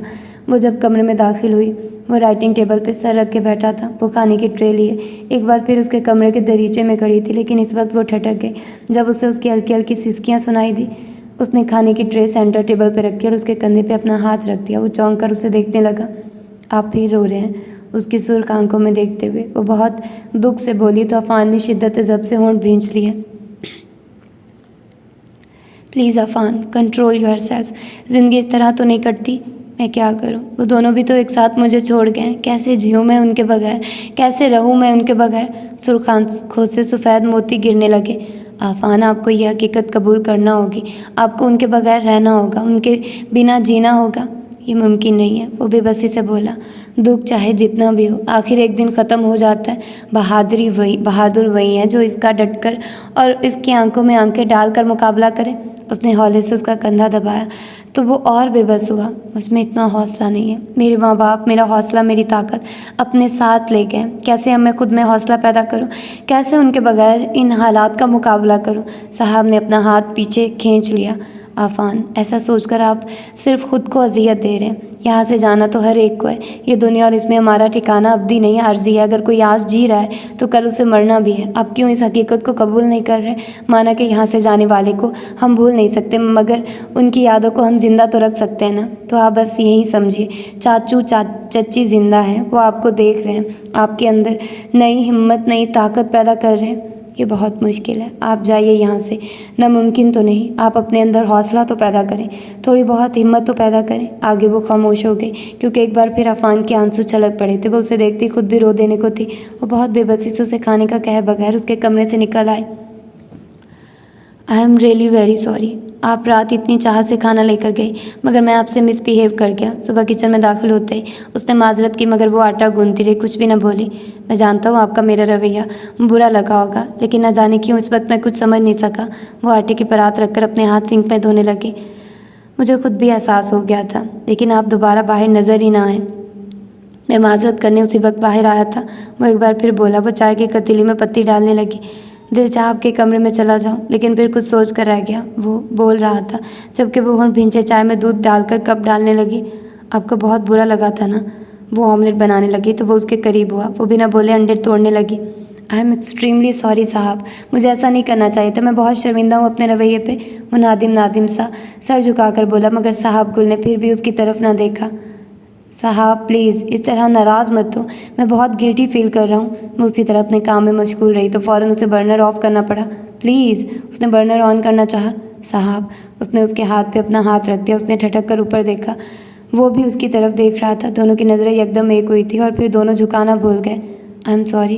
कुछ लम्हों बाद अफान को वक्त की नज़ाकत का एहसास हुआ तो उसने शर्मिंदा होते हुए अपना हाथ उसके हाथ पर से हटा लिया। वो सर झुकाकर खुश्क होंठों पर ज़बान फेरने लगी, दोबारा कुछ बोले बगैर और उसे देखे बगैर बाहर निकल गया। उस सारी रात वो सो न सकी। उसके दिल की हालत बहुत अजीब सी हो रही थी। अनकहे और अनदेखे कई अंदेशे उसके अंदर कभी सर उठा रहे थे और कभी डरा रहे थे। वो अपने अंदर की कैफियत से सचमुच डर गई। कई बार सर झटक कर उसने उस अंदेशे को जुटलाना चाहा जो आहिस्ता आहिस्ता उस पर चढ़ाई कर रहा था, मगर जो एहसासात, जज्बात पल पल उसके अंदर उभर रहे थे, लम्हा ब लम्हा बढ़ रहे थे, वो चाह कर भी उन्हें जुटला ना पा रही थी। उसी अजीबोगरीब हालत में वह सो भी ना सकी। रात का ना जाने कौन सा पहर था। जब वो उठकर बैठ के अंदर बहुत घुटन महसूस हुई तो वो उठकर खिड़की में जा खड़ी हुई। खिड़की खोलते ही बाहर से ताज़ा हवा अंदर आई थी, साथ बाहर से कई फूलों की मिली जुली खूबसूरत खुशबुएं भी अंदर लाई। उसने बेख्तियार एक गहरा सांस लिया। वो कुछ देर वहीं खड़ी रही, फिर दरवाज़ा खोलकर बाहर निकल आई। बाहर की तमाम लाइट्स ऑफ थी। बरामदे में आते ही उसने कुछ लाइट्स ऑन कर दी। पूरा घर रोशनियों में नहा गया। वो अपनी कलाइयों में सजी सुर्ख चूड़ियाँ कभी उतारने लगी, कभी चढ़ाने लगी। फिर कंधे की एक जानिब लटकी शॉल को कंधों की दोनों जानिब अच्छी तरह लपेटा और बरामदे में ही टहलने लगी। फिर कुछ सोचकर लॉन की नीम गिली घास में बैठ गई। उसने सब लब को चलते हुए अपने हाथ की पुछ से अपनी भीगी पलकें पूंछी। ये सब ठीक नहीं है। बेबसी से उसने अपने हाथ की पुश्त पे जमे हाथ पानी को देखकर सोचा था और फिर उसके लबों से सिसकी निकल गई। उसी पल उसके कंधे पे एक हाथ आन ठहरा था। उसकी धड़कनें वहीं थम गई। माहौल में रची बसी खुशबू एकदम से गायब हो गई थी। उसके नाक के नथनों से एक मखसूस खुशबू टकराई। उसने ना चाहते हुए भी हाथ वाले को देखा तो एक और सिसकी होंठों से निकल गई। वो तड़प कर उसके करीब हुआ था और नफ़ी में गर्दन हिलाने लगा। वो ज़रा सा पीछे खिसकी तो वो होंठ काटने लगा। रात बहुत हो गई है। उंगलियों में दबे सिगरेट को होंठों की तरफ ले जाते हुए वो मध्यम मगर भारी आवाज़ में बोला था। उसने कोई जवाब ना दिया। शॉल के पल्लू से आंखें साफ करने लगी। मुझे भीगी रातें उदास करती हैं, लेकिन आज की रात देखकर मुझे कुछ फील हो रहा है। मैं फील कर रहा हूँ कि इस पे किसी ने अपनी गुलाबी शॉल उड़ा दी है। किसी ने अपने हाथों से उसके किनारों पे मोती सजा दिए। इस रात को खूबसूरत बनाने के लिए किसी ने अपनी मखरूती उंगलियों से किरणें टांग दी हैं, जैसे किसी ने अपनी हथेलियों में चांद उठाकर वहाँ रख दिया है। मैं आज इस खनक रात में उदास नहीं हूँ। आज मैं इस भीगी हवा की शरारतें भी समझ रहा हूँ। कब से कमरे का दरीचा खोले टेरिस पे खड़ा था, लेकिन ये सब देखते हुए भी अंदर बहुत कसाफत महसूस कर रहा था। लेकिन बाहर निकलते ही अंदर की घुटन और कसाफत कदम ब कदम दूर होती चली गई। वो ज़रा सा रुका, मुस्कुराकर अपने मुकाबिल देखा और फिर होंठ भींच गया। साथ वाली जगह खाली थी। वो वहाँ से उठकर जा चुकी थी। उसके अंदर दर्द की एक लहर उठी। उसने हाथ बढ़ाकर उस जगह को छुआ जहाँ कुछ देर कबल वो बैठी थी। वो हाथ उठाने लगा था जब उसका हाथ किसी चीज़ से टकराया। उसने वो चीज़ उठा ली, सुर्ख 2 चूड़ियाँ। शायद वो उन्हें उतार कर दोबारा चढ़ाना भूल गई थी। बाबा, कितने दिन यहाँ रहना है? सुबह वो सख्त बेजार थी। अपनी सूजी आंखों को बार बार मसल रही थी। नाश्ते की टेबल पे उसके सामने इसीलिए ना आई कि कहीं वो उसके अंदर को जान ना जाए, उसकी इस अजीबोगरीब हालत को कोई नाम ही ना दे दे। वो अपनी इस हालत को, अपनी इस कैफियत को सबसे छुपाना चाहती थी। वो यहाँ से जल्द से जल्द जाना चाहती थी। अपने ऊपर होने वाले हमले को शदीद होने से रोकने के लिए ये सब ज़रूरी था, बेहद ज़रूरी। इसलिए जब बाबा दिन को अखबार लेकर बैठे तो वो भी उनके पास बैठ गए। अफ़ान खान भी वहीं दूसरे सोफ़े पर बैठा था, लेकिन साहब ने उसकी तरफ पुश्त की हुई थी और हकान खान अफरीदी से पश्तो में बात की थी। क्यों, क्या हुआ जानू? क्या कराची ने तुम्हें बेजार कर दिया है? बाबा ने चौंक कर उसे देखा और फिर पश्तो में ही उससे पूछा। उसने नफ़ी में सर हिलाया। बाबा, मुझे घर याद आ रहा है। उसने हकीकतन सच्ची कहा था। क्यों गुल, क्या ये घर तुम्हारा घर नहीं है? बाबा ने अफसोस से उसे देखा। बाबा, मेरा ये मतलब नहीं है आप घर चलें। फ़िलहाल मेरा दिल हर चीज़ से ऊब गया है। वाकई यहाँ मौजूद हर चीज़ से उसका दिल ऊब गया था। तबीयत तो ठीक है ना तुम्हारी? वो फ़िक्रमंद हुए। बाबा, मेरी तबीयत को क्या होना है, बस मुझे घर जाना है। मैं अब यहाँ मज़ीद नहीं रह सकती। कहीं अफ़ान से तुम्हारी लड़ाई शड़ाई तो नहीं हो गई? बाबा मशकूक हुए। अफ़ान अपना नाम सुनकर उन्हें देखने लगा। बाबा, मैं क्यों लड़ूंगी उनसे? उसने बुरा माना तो बाबा हंसने लगे। वो समझ रहा है जैसे हम उसकी बुराई कर रहे हैं। अफ़ान को अपनी जानी मतवज्जे देखकर साहब को हंसी आ गई। हम क्या उसकी बुराई करेंगे? बाबा भी हंसे। बाबा, मुझे उनका दिमाग थोड़ा सा खिसका हुआ लगता है। शाबाश है बेटे, अपने चचा के बेटे को पागल कह रही हो। बाबा, इसमें कोई शक नहीं। मेरे बारे में आपको कोई शक है? एकदम से वो बोल पड़ा था। साहब ने चौंक कर उसे देखा। उसे अपनी समाअतों पर शक हुआ था। पठान हूँ, अपनी मादरी ज़बान मुझे भी आती है। उसने मुस्कुराते हुए इंकशाफ किया तो साहब का जी चाहा ज़मीन फटे और वो उसमें समा जाए। उसने शर्मिंदा होकर बाबा की जानिब देखा था, जो अपनी हंसी मुश्किल रोके हुए थे। उसके देखते ही उनका कहका छूट गया, जिसमें आफान का कहका भी शामिल हो गया। वो रो देने को हो गई तो वहाँ से उठकर भाग खड़ी हुई। वो बाबा और सुबह खान को चाय देकर न चाहते हुए भी अफ़ान के कमरे में चली आई। वो अभी तक जाग रहा था। उसे इतने दिनों बाद अपने कमरे में आता देखकर वो उठकर बैठने लगा, मगर उसने उसे लेटा रहने को कहा। वो फिर भी उठकर बैठ गया। अब कैसी तबीयत है आपकी? उसके सामने चाय का कप रखते हुए उसने पूछा, लेकिन उसने कोई जवाब ना दिया। वो सर उठाकर उसे देखने लगी। वो छत की तरफ देख रहा था। साहब, पापा की बहुत बड़ी ख्वाहिश थी कि वो जीते जी एक बार बाबा को देख लें, लेकिन उनकी ये ख्वाहिश आखिर दम तक पूरी ना हो सकी। वो एक हसरत लिए इस दुनिया से चले गए। वो दुख से बोला, मरते दम तक उन्होंने मुझे हाथ से देखा, लेकिन मैं कुछ भी ना कर सका। उनकी आखिरी ख्वाहिश भी पूरी ना कर सका। बहुत बदनसीब हूँ मैं, बहुत बदनसीब। 10 दिन पहले उनका एक्सीडेंट हुआ था और उसी दिन से उन्होंने मुझे बाबा को बुलाने का कहा, उनसे बात करवाने को कहा, मगर मैं ना अहल कुछ भी ना कर सका। वो अफसोस से गर्दन हिलाने लगा। मामा तो फिर भी जाते जाते बाबा को देख गई, उनसे माफ़ी मांग गई, लेकिन पापा तो ये भी ना कर सके। उनके आने से पहले ही इस दुनिया को छोड़ गए। इतना इंतज़ार ना किया कि बाबा अब उनसे नाराज़ नहीं रहते, राज़ी होने ही वाले थे। उनकी भतीजी ने उनके बाबा को राज़ी कर लिया था। वो उनसे फ़ोन पर बात कराने ही वाली थी। काश पापा थोड़ी देर और जी लेते। काश थोड़ी देर और उनकी सांसें उनका साथ दे देती। काश। उसके आंसू ज़ारों कतार बह रहे थे, टूट टूट कर गिर रहे थे। जिस दिन उनका एक्सीडेंट हुआ, मैंने उसी दिन बाबा को फ़ोन किया था। उन्हें पापा की हालत बतानी चाहिए थी। उन्हें बताना चाहा था कि पापा मर रहे हैं, उनकी सांसें अकड़ रही हैं, वो मौत के करीब खड़े बाबा बाबा पुकार रहे हैं। लेकिन बाबा ने फ़ोन बंद कर दिया। मेरी अगली बात सुने बगैर फ़ोन बंद कर दिया। मैंने दोबारा भी ट्राई की थी, फिर बार बार ट्राई की थी, मगर अपनी कोशिश में कामयाब ना हो सका। बाबा ने फ़ोन ही बंद कर दिया था। फिर मैं कैसे अपनी कोशिश में कामयाब होता, उससे शक पड़ा। अफ़ान जो होना था वो तो हो चुका। गुज़रा वक्त कभी लौट कर वापस नहीं आता। इस पे तबसरा करना या इस पे अफसोस करना फ़जूल है। जैसे तकदीर में लिखा था वैसा ही हुआ। बाबा तो उन्हें माफ़ कर चुके थे, खुद उनकी आवाज़ सुन चुके थे, उनका अपने लिए प्यार देख चुके थे। फिर क्या बाकी रह गया? लेकिन उनके लिए मुझे तो कुछ करना चाहिए था। आपने किया अफ़ान, जहाँ तक हो सका वो आपने किया। उन दोनों का जितने जीते जी मिलना तकदीर में ही नहीं था। फिर आप कैसे उन्हें मिला सकते थे? चाहे आप लाख सोचते, लाख तदबीरें करते, उनको कभी नहीं मिलवा सकते थे, क्योंकि ऐसा मुमकिन नहीं था। चच्ची ने बाबा से मिलना था तो देखिए वो मिल ली। हालांकि चाचू चच्ची का एक्सीडेंट एक साथ हुआ था। जब तकदीर में ही ऐसा था तो फिर हम क्या कर सकते हैं? उसने बहुत नरमी से उनके हाथ दबाए तो वो आंखें मूंद कर अपने आंसू अंदर उतारने लगा। सब्र आफ़ान, सब्र। मायूसी तो गुनाह है और आप तो बहुत हिम्मत वाले हैं। भला ऐसे मामलों में आप हिम्मत छोड़ सकते हैं? यही तो हिम्मत दिखाने का असल मकाम होता है। और आप तो बहुत बहादुर हैं, बहुत बाहिम्मत।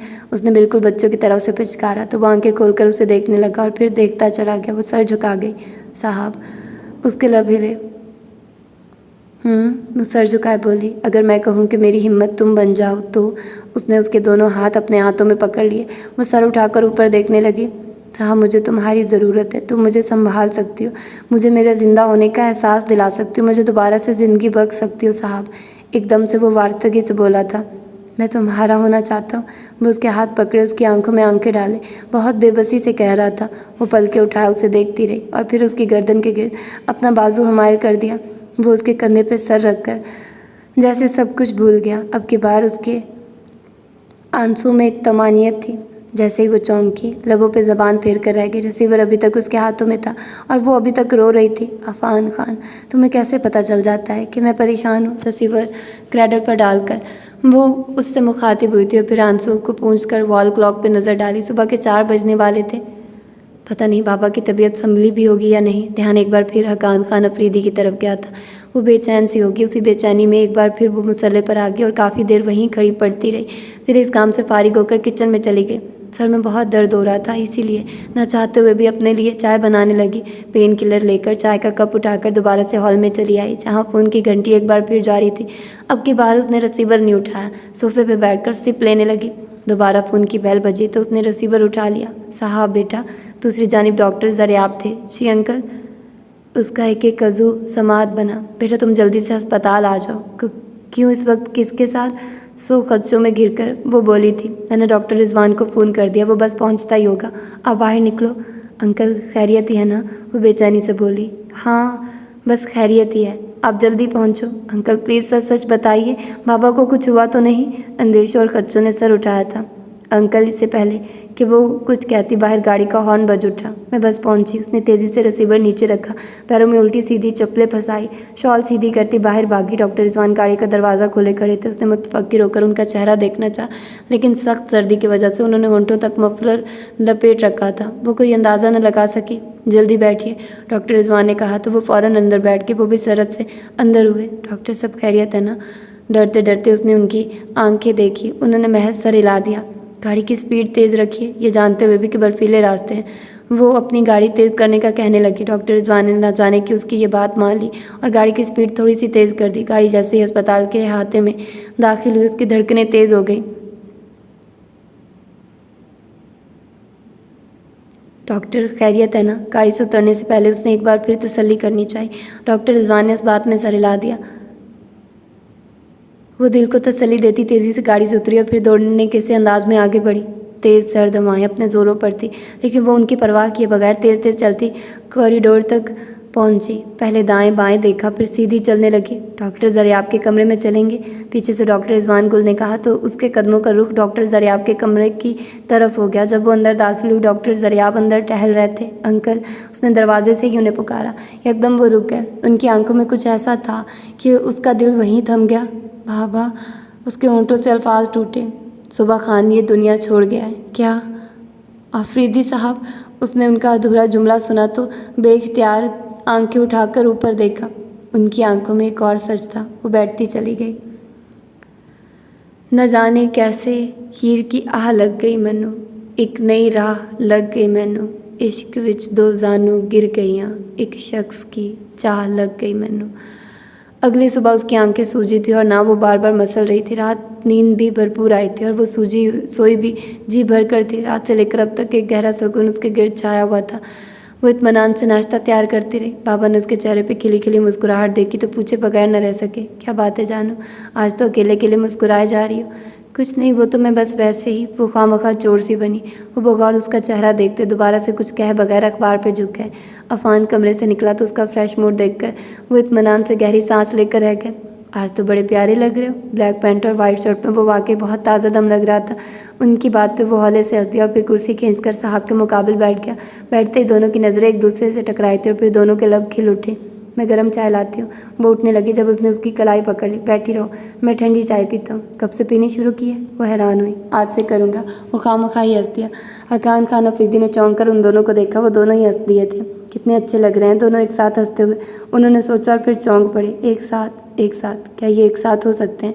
उन्होंने बारी बारी दोनों के चेहरे देखे थे। उन दोनों के चेहरों पे खुशी थी, तमानियत थी, सुकून था, इत्मीनान था। तो क्या ये एक हो जाएंगे? उन्होंने खुद से सवाल किया। उनका अंदर अभी मुतमईन नहीं था। मैं भूल गया था कि तुम्हें वापस भी जाना है। सर उठाकर ऊपर आसमान की तरफ देखते हुए कर्ब के आलम में बोला तो साहब ने अपनी भीगी आंखों से तड़प कर उसे देखा। वो देख सकती थी कि उसकी आंखों में भी नन्हे नन्हे आंसुओं के कतरे झुलमिला रहे थे। वो उसे देखे गई। जिस दिन से तुमको देखा उस दिन से मैंने बहुत कुछ सोचना छोड़ दिया, इसीलिए तो उस तरफ ध्यान ही नहीं गया कि मेरी मोहब्बत मुझसे दूर भी जा सकती है, मुझे छोड़कर भी जा सकती है। मैं आपको छोड़ नहीं रही। वो तड़प कर गोया हुई। वो गर्दन मोड़कर उसे देखने लगा। जा तो रही हो ना, एक ना एक दिन तो जाना ही था ना। क्यों, क्या तुम्हें मेरी तन्हाई का एहसास नहीं है? ये बच्चों जैसी बातें हैं अफान। उसने उसे समझाना चाहा। ये बच्चों जैसी बातें नहीं हैं साहब। अफान, आप जज्बाती हो रहे हैं। Don't be emotional. कैसे ना इमोशनल हो, जबकि तुम मुझसे दूर जा रही हो। दुखती आंखें उस पर टिका दी। इतनी भी दूर नहीं जा रही, 2 कदमों का तो फासला है। ज़रा सा मुस्कुराते हुए उसने खुद को हल्का फुल्का महसूस करना चाहा। फासला तो है ना। उसकी मुस्कुराहट पर फिर से वहीं सिमट गई और निचला होंठ दांतों तले दबा कर रह गई। वो एकदम से सीधा हो गया, अपनी आंखें उसके चेहरे पे टिका दी और देखते देखते नफ़ी में सर हिलाकर रह गया। कैसे रहूँगा मैं तुम्हारे बगैर? वो बोले बगैर अपने हाथ के पुष्प पे दूसरे हाथ की उंगलियां फेरने लगी। वो उसके हाथों की तरफ देखने लगा। अजब सी बेचैनी उसके रगों पैर में दौड़ गई। साहब, तुम्हारे हाथों में चूड़ियाँ अच्छी लगती हैं। न जाने कैसे खुद ही उसने वो मौजू बदल दिया। शायद आज उसकी कलाइयों में चूड़ियाँ नहीं थी, जब भी उसे याद आया था तुम पे सुर्ख रंग बहुत जचता है, इसीलिए आज मैं तुम्हारे लिए कांच की सुर्ख चूड़ियाँ लाया हूँ। तुम्हें कांच की चूड़ियाँ अच्छी लगती है ना? अब की बार उसने इस बात में गर्दन हिलाई तो वो मुस्कुरा दिया। मेरी तरफ से चूड़ियों का तोहफा कबूल करोगी? बहुत मोहब्बत से उसने पूछा तो उसने एक बार फिर गर्दन हिला दी। उसने हाथ बढ़ाकर घास पे कुछ फासले पे पड़ा एक पैकेट उठा लिया। मैं खुद पहना दूँ? उसका हाथ पकड़ने से पहले इजाज़त चाहिए तो उसने फिर सर हिलाया। उसने पैकेट खोलकर अंदर से सुर्ख चूड़ियाँ निकाली, इजाज़त तलब नज़रों से उसे देखा और फिर उसका हाथ पकड़ लिया। न जाने कब तक दोबारा नज़र आओगी। मैं आज और अभी पापा से बात करता हूँ। क्या? तुम्हारे और मेरे रिश्ते की? वो उसके छेड़ने पर एक बार फिर शर्मा दी। यार, शर्माते हुए तुम कितनी प्यारी लगती हो। एक बार फिर उसे चिढ़कर वो हंसा तो उसकी भी हंसी निकल गई। दोनों की कुछ देर के लिए उदासी दूर हो गई थी। डॉक्टर ज़रियाब की आंखों में एक और सच था जिस पे वो बैठती चली गई। डॉक्टर ज़रियाब ने बेचैन सा होकर उसे देखा और फिर उसके सर पे हाथ रख दिया। उसने बेख्तियार अपना सर नफ़ी में हिलाया। उसकी आंखों से आंसुओं का समंदर बह निकला था। बेटा नहीं अंकल, प्लीज़। गुल रोते हुए मुसलसल गर्दन नफ़ी में हिलाते उसने बाकायदा अपने हाथ उनके सामने बांध दिए जिन्हें उन्होंने फौरी तौर पर पकड़ा था। गुल, तुम गलत समझ रही हो बेटा, मेरे कहने का मतलब कुछ और है। वो उसके पास बैठ गए। क्या? उसकी सांसें वहीं अटकी। बेटा, अब तुम्हें सच बताना ही पड़ेगा। सांसें ऊपर नीचे हुई थी, एक उम्मीद बंधी थी। बेटा, आफरीदी साहब को चोटें बहुत ज़्यादा आई हैं। उनका बचना मुश्किल ही नहीं, नामुमकिन भी है। वो कुछ कहने ही लगी कि डॉक्टर ज़रियाब ने उसके होंठों पर उंगली रख दी। हम तमाम डॉक्टर्स ने बहुत कोशिश की, अभी कुछ कहा नहीं जा सकता। इसीलिए तुम्हें यहाँ बुलाया है कि आफरीदी साहब के पास बहुत कम वक्त है, ज़्यादा से ज़्यादा 2 या 3 घंटे। कल मुझे उनके पास ले जाइए। उसने रोते हुए तेज़ी से उनकी बात काटी। उन्होंने कुछ सोचा और फिर सर हिला दिया। चलो। वो तेज़ी से उनके पीछे चलने लगी। अंदर दाखिल होते उसकी नज़र बाबा जान की खुली आंखों पे पड़ी थी। वो उनसे लगकर फूट फूट कर रोने लगी। डॉक्टर ज़रियाब ने उसे समझाने की नाकाम सी कोशिश की, मगर वो उसी तरह रोती रही। बाबा आप ऐसा कुछ नहीं करेंगे जिससे आपकी गुल को कोई तकलीफ़ हो, आपकी जानों को कोई दर्द हो। बाबा जानी, आपने मेरी बात मानी है, अपनी गुल की बात मानी है, आपको ऐसा कुछ नहीं करना। उनके साथ लगी रो रो कर कह रही थी। जब उनका हाथ हिला था और उसकी कमर पे आकर रुका था, उसने रोते हुए चौंक कर हाथ की तरफ देखा। उन्होंने इशारे से उसे कुछ समझाने की कोशिश की और फिर उसके सर पे हाथ रख दिया। वो उनके इस इशारे को समझकर फिर से रो दी। बाबा आप कहीं और आपकी गुल वो बात ना माने, भला ये मुमकिन है? वो उनका माथा चूमकर बड़ी तेज़ी से उनके पास से उठी थी। उसे बस कुछ लम्हे लगे थे एक फ़ैसला करने में, और फिर फ़ैसला करते ही वो तेज़ी से बाहर निकली। उसके पैरों में जैसे बिजलियां भर गई थी। उसके कदम टेलीफोन बूथ की तरफ थे। घर आकर कई दिन तक उसका दिल नहीं लगा। सारा दिन वो घर में बुलाए बुलाए सी फिरती रहती। फ़ोन पे उससे सिर्फ एक बार बात हुई थी, वो भी बाबा जानी के सामने, और बात सिर्फ हूँ हाँ में हुई थी। ना वो कुछ कह सके और ना अफवान ने कोई फालतू बात की। हकान अफरीदी के करीब होने की वजह से हकान खान से उसकी ये बेचैनी और बेताबी छुपी न रह सकी। इसीलिए जब वो बरामदे की सीढ़ियों पर बैठकर बाहर गिरती बर्फ़ के हल्के हल्के फव्वार को देख रही थी, वो उसके पीछे आन खड़े हुए। कुल जानू बहुत उदास हो, वजह पूछ सकता हूँ? उनके कहने पे वो चौंक कर उन्हें देखने लगी और फिर तेज़ी से अपनी गीली पलकों को साफ किया था। वो जानकर भी अनजान बने। तुम यहाँ बैठी हो और मैं तुम्हें कमरे में ढूंढ रहा था, यहाँ क्यों बैठी हो? बहुत मोहब्बत से उन्होंने पूछा और उसके पास ही बैठ गया। उसने मुस्कुराकर बर्फ़ की तरफ इशारा किया। एक तो तुम भी ना, ठंड लग गई तो 10 दिन बिस्तर से नहीं उठोगी। अब ऐसी भी बात नहीं है, वो खुशगवार लहजे में बोली तो वो हंस दिए। आप मुझे क्यों ढूंढ रहे थे? यार तुमसे एक काम पड़ गया है। कौन सा? मेरे कुछ मेहमान आ रहे हैं। एक तो आपके मेहमान, उनकी तवक्को के मुताबिक पूछ चलाई। तुम्हारे साथ वाला कमरा साफ़ कराना था। क्यों? मेरे साथ वाला क्यों? आए वो दूसरे घर से और रहे मेरे कमरे के साथ। ये मेहमान बहुत ख़ास हैं। वो धीरे से मुस्कुराए। आपके मेहमान कभी आम भी हुए हैं? उसने तेवरी चढ़ाई। लेकिन अब की बार ये मेहमान खासुल ख़ास हैं। वो धीमे से मुस्कुराए तो वो जल कर रह गई। उन्हें उनके मेहमानों से इसी कदर चिढ़ थी, क्योंकि जानती थी उनके मेहमान धरना देकर बैठ जाते हैं। कहाँ से आ रहे हैं? वो जलाकर वहाँ से उठी। जानती थी अगर उसने ना भी की तो फिर भी मेहमान तो ज़रूर आ जाएंगे। भला बाबा जाने की किसी मेहमान को आने से रोक सकते थे? कराची से, उन्होंने सामने देखते हुए जवाब दिया। उसकी धड़कनें उथल पुथल होकर रह गई। उसे उस पल अफान खान अफरीदी याद आ गया। कब आएंगे? वो चलते हुए बोली। कल शाम 5 बजे। वो भी उसके साथ हो लिए। वो होटल में नहीं रह सकते क्या? वो मुड़कर बोली। नहीं, उन्होंने मासूमियत से कहा। क्यों? उसने बाबा जानी को घूरा। क्योंकि ये घर भी तो उन्हीं का है। हाँ उन्हीं का है। आप ऐसा क्यों नहीं करते कि पूरा घर आधा आधा करके मेहमानों के हवाले कर दें, ताकि वो यहाँ आते हुए खुद को मेहमान न समझे। उसके तपने पे वो हंसने लगे तो वो और तपी। कसम से बाबा जानी, मुझे आपके फजूल मेहमानों से सख्त चिढ़े आते ही तो हैं तो जाने का नाम ही नहीं लेते। ये नहीं कि दूसरों का घर है, कुछ शर्म करें। 2-4 दिनों के बाद घर की राह ले। पर ना जी, आपके मेहमानों में शर्म हो तो वो यहाँ से खिसके ना धरना मार के बैठे रहते जब तक खुद उकता ना जाए। यहाँ से जाने का नाम ही नहीं लेते। बेटा ऐसे नहीं कहते, मेहमान तो अल्लाह की रहमत होते हैं। उन्होंने उसे टोका। अच्छा जी, तो अब कौन सी रहमत आ रही है? उसने चिढ़कर उन्हें देखा। रहमत ही नहीं, ये ज़रा जहमत भी है। वो हौले से मुस्कुराए। तो फिर भी उसे गुस्सा आया। तो क्या करूं, अपना पोता है। वो मासूम बने। पोता? कौन? उसके कदमों के साथ उसकी धड़कनें भी रुकी। आफान? और कौन? आफान? उसकी चीख निकल गई। उन्होंने ठटक कर उसे देखा तो वो शर्मिंदा सी होकर सर झुका गई। ये भी ना देख सकी कि उनके लबों पे बहुत खूबसूरत मुस्कुराहट खेल रही थी। आ रहा है वो, खुशबुओं के संग, जुगनुओं के संग। तितलियां पकड़ के रख लो। आ रहा है वो, हवाओं के संग, फिजाओं के संग। हाथों में फूल पकड़ के रख लो। हाँ। हकान अफरीदी जानबूझकर खनखारे तो उसके लबों पे आए अगले जुमले वहीं दब कर रह गए। वो तेज़ी से पतीली में चमचा हिलाने लगी। मेरी मदद की ज़रूरत तो नहीं? उसके आगे से टमाटर का टुकड़ा उठाते हुए उन्होंने पूछा। तो उसने जल्दी से सर नफ़ी में हिलाया।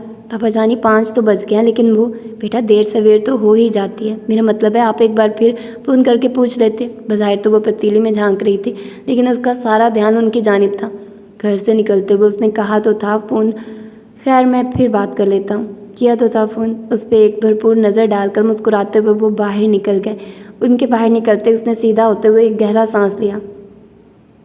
आ भी जाओ, बेख्तियार उसने उसे पुकारा था। किचन के कामों से फारिग होकर वो बाथरूम में घुस के फिर हल्का फुल्का तैयार होकर टेरेस पे जा खड़ी हुई। सुबह से उसके पैर ज़मीन पे न टिक रहे थे। उसे अपना आप हवाओं में उड़ता महसूस हो रहा था। दिल में बेचैनी बेताबी तो कल शाम से थी, लेकिन आज तो सुबह से ही उसने अपनी आंखें बाहर दरीचे पर रख दी थी। जैसे जैसे अंधेरा बढ़ने लगा उसकी बेचैनी बेताबी हद से सबा होने लगी, और फिर इसके वहीं खड़े खड़े अंधेरे ने हर सो अपनी स्याह शॉल फैला दी। उसने अंधेरे में भी उस रास्ते की तरफ देखने की नाकाम सही की जिधर से उसे आना था, लेकिन चाह कर भी वो कुछ भी ना देख सकी, और अपनी इस नाकामी पे उसकी आंखें नमकीन पानियों से भर गई। वो वहीं ठंडे फर्श पे घुटनों में सर देकर बैठ गई। आंखों में आया पानी बहुत आहिस्ती से गालों को भिगोने लगा। उसे वहाँ बैठे और रोते हुए न जाने कितना वक्त बीत गया, लेकिन उसे एहसास तक न हो सका। चूँकि चौंकी तो वो तब जब एक गर्म हाथ उसके कंधे पे आन ठहरा। उसने तेज़ी से सर ऊपर उठाया, फिर झुकाना भूल गई। वो हाथ में जलती हुई मोमबत्ती लिए बहुत गौर से उसे देख रहा था। आफान, उसके लब हिले। उसने मुस्कुराते हुए सर हिलाया। उसने हाथ बढ़ाकर उसका दूसरा हाथ पकड़कर जैसे यकीन दहानी करनी चाहिए कि आया वो वही है। वो एक बार फिर मुस्कुराया और फिर आहिस्ती से अपनी उंगलियों के पूरों से उसके आंसू पूंछने लगा। इतनी देर कर दी। देर न करता तो तुम्हें अपने लिए इस कदर महवे इंतज़ार कैसे देख पाता। वो शरारतन हंसा। मुझे तंग करके आपको मज़ा आया, वो शिकायतन बोली। हाँ, उसने फट हाँ कहा।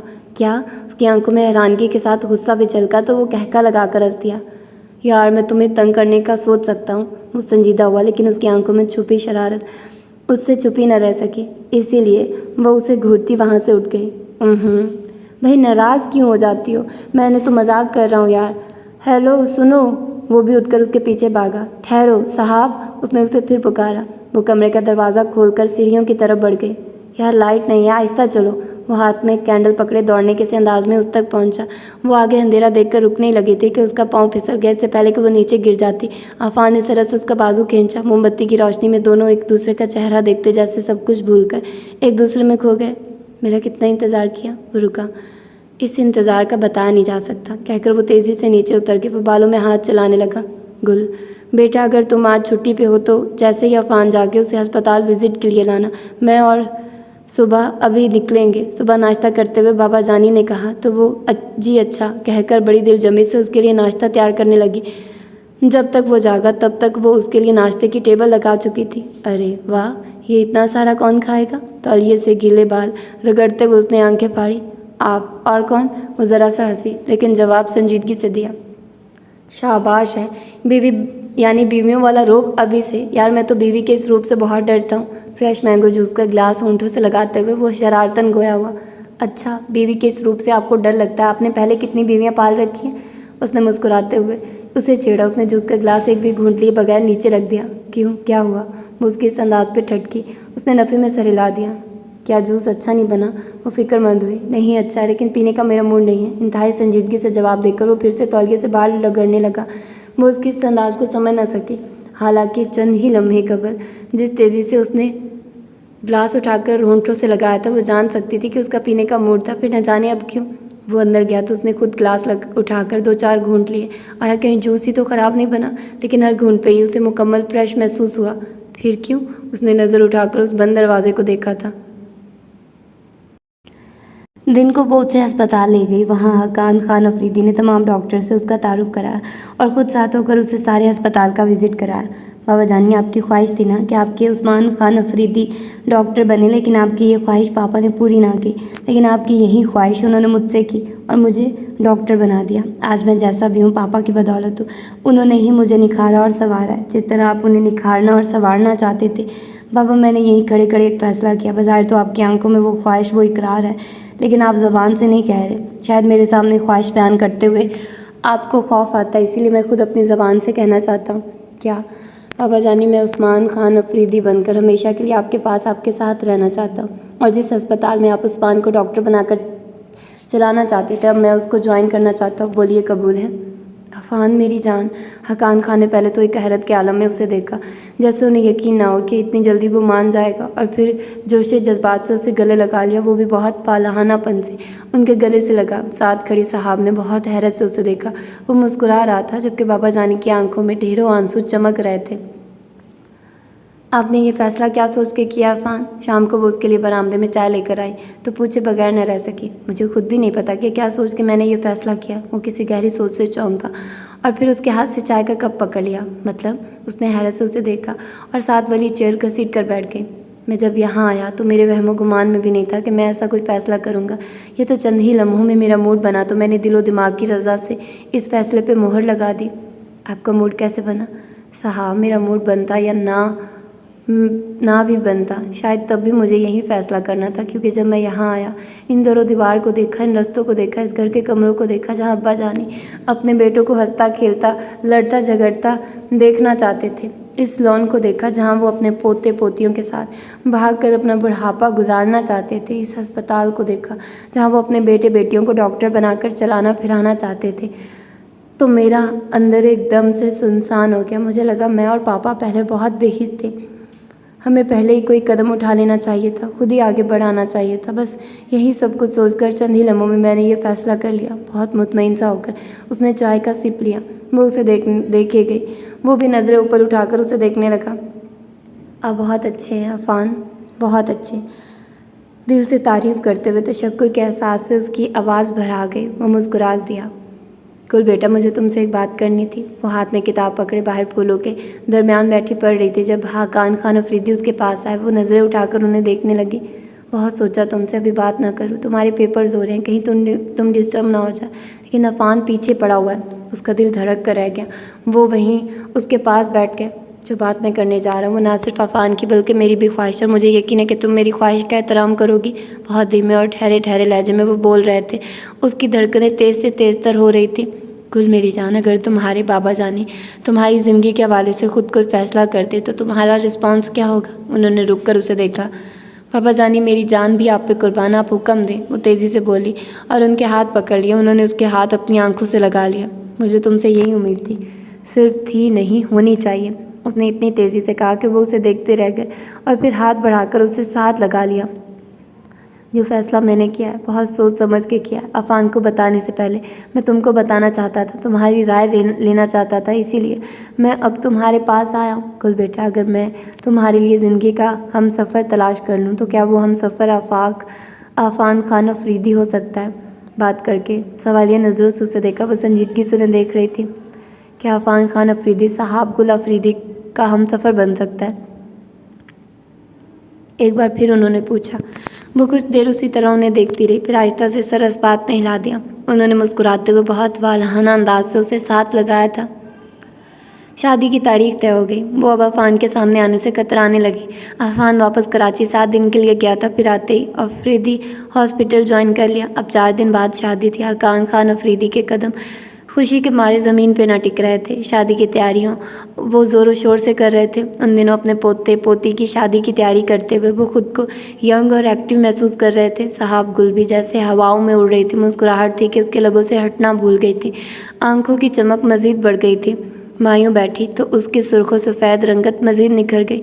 आफ़ान दीवाना हुआ उसे देखने की तड़प में बार बार उसके कमरे में झांकता, लेकिन लड़कियों का शोर शराबा और एहतजाज उसे वापस भागने पर मजबूर कर देता। मेहंदी दोनों की मुश्तरका थी। साहब ने ऑरेंज और मैरून कलर का शलवार कमीज़ पहना था, जबकि आफ़ान कॉटन के सफ़ेद सूट में मलबूस था। गले में येलो ऑरेंज कलर का साफा डाला था। कराची से 3-4 दोस्त मौजूद थे जिन्होंने उसे खूबसूरत से गाने भी बांधे। मेहंदी का सारा इंतज़ाम बरामदे में किया गया था, क्योंकि बाहर बर्फ़ की हल्की हल्की फुहार शुरू हो गई थी। इंतहाई सख्त सर्दी में उन दोनों को लाकर बिठाया गया तो दोनों पे कपकपी तारी हो गई। आखिर इतनी सारी मखलूक में वो दोनों ही स्वेटर्स के बगैर थे। सर्दी इतनी थी कि साहब कांप रही थी। करीब हो जाओ, उसे कामता देखकर अफ़ान ने सरगोशी की तो हया से उसका चेहरा सुर्ख हो गया। लिपटने के लिए क्या हम नहीं रहे जो खुद से लिपटा जा रहा है? उसने एक बार फिर शरारत की तो वह चाहते हुए सर ऊपर उठा न सकी। अल्लाह अल्लाह करके मेहंदी लगाएगी, उपटन मिला गया और न जाने कैसे रस्में तमाम हुई।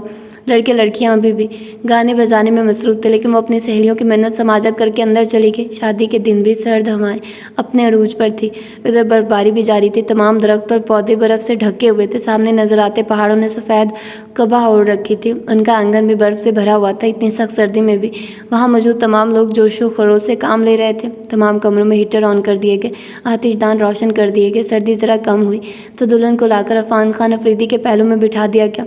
वो उसके पहलू में बैठी तो लगा चांद ज़मीन पर उतर आया हो। वो उसका सजा सबरा रूप देख के कुछ देर के लिए तो बिल्कुल ही साकित रह गया था, बल्कि झपके बगैर उसे देखे गया।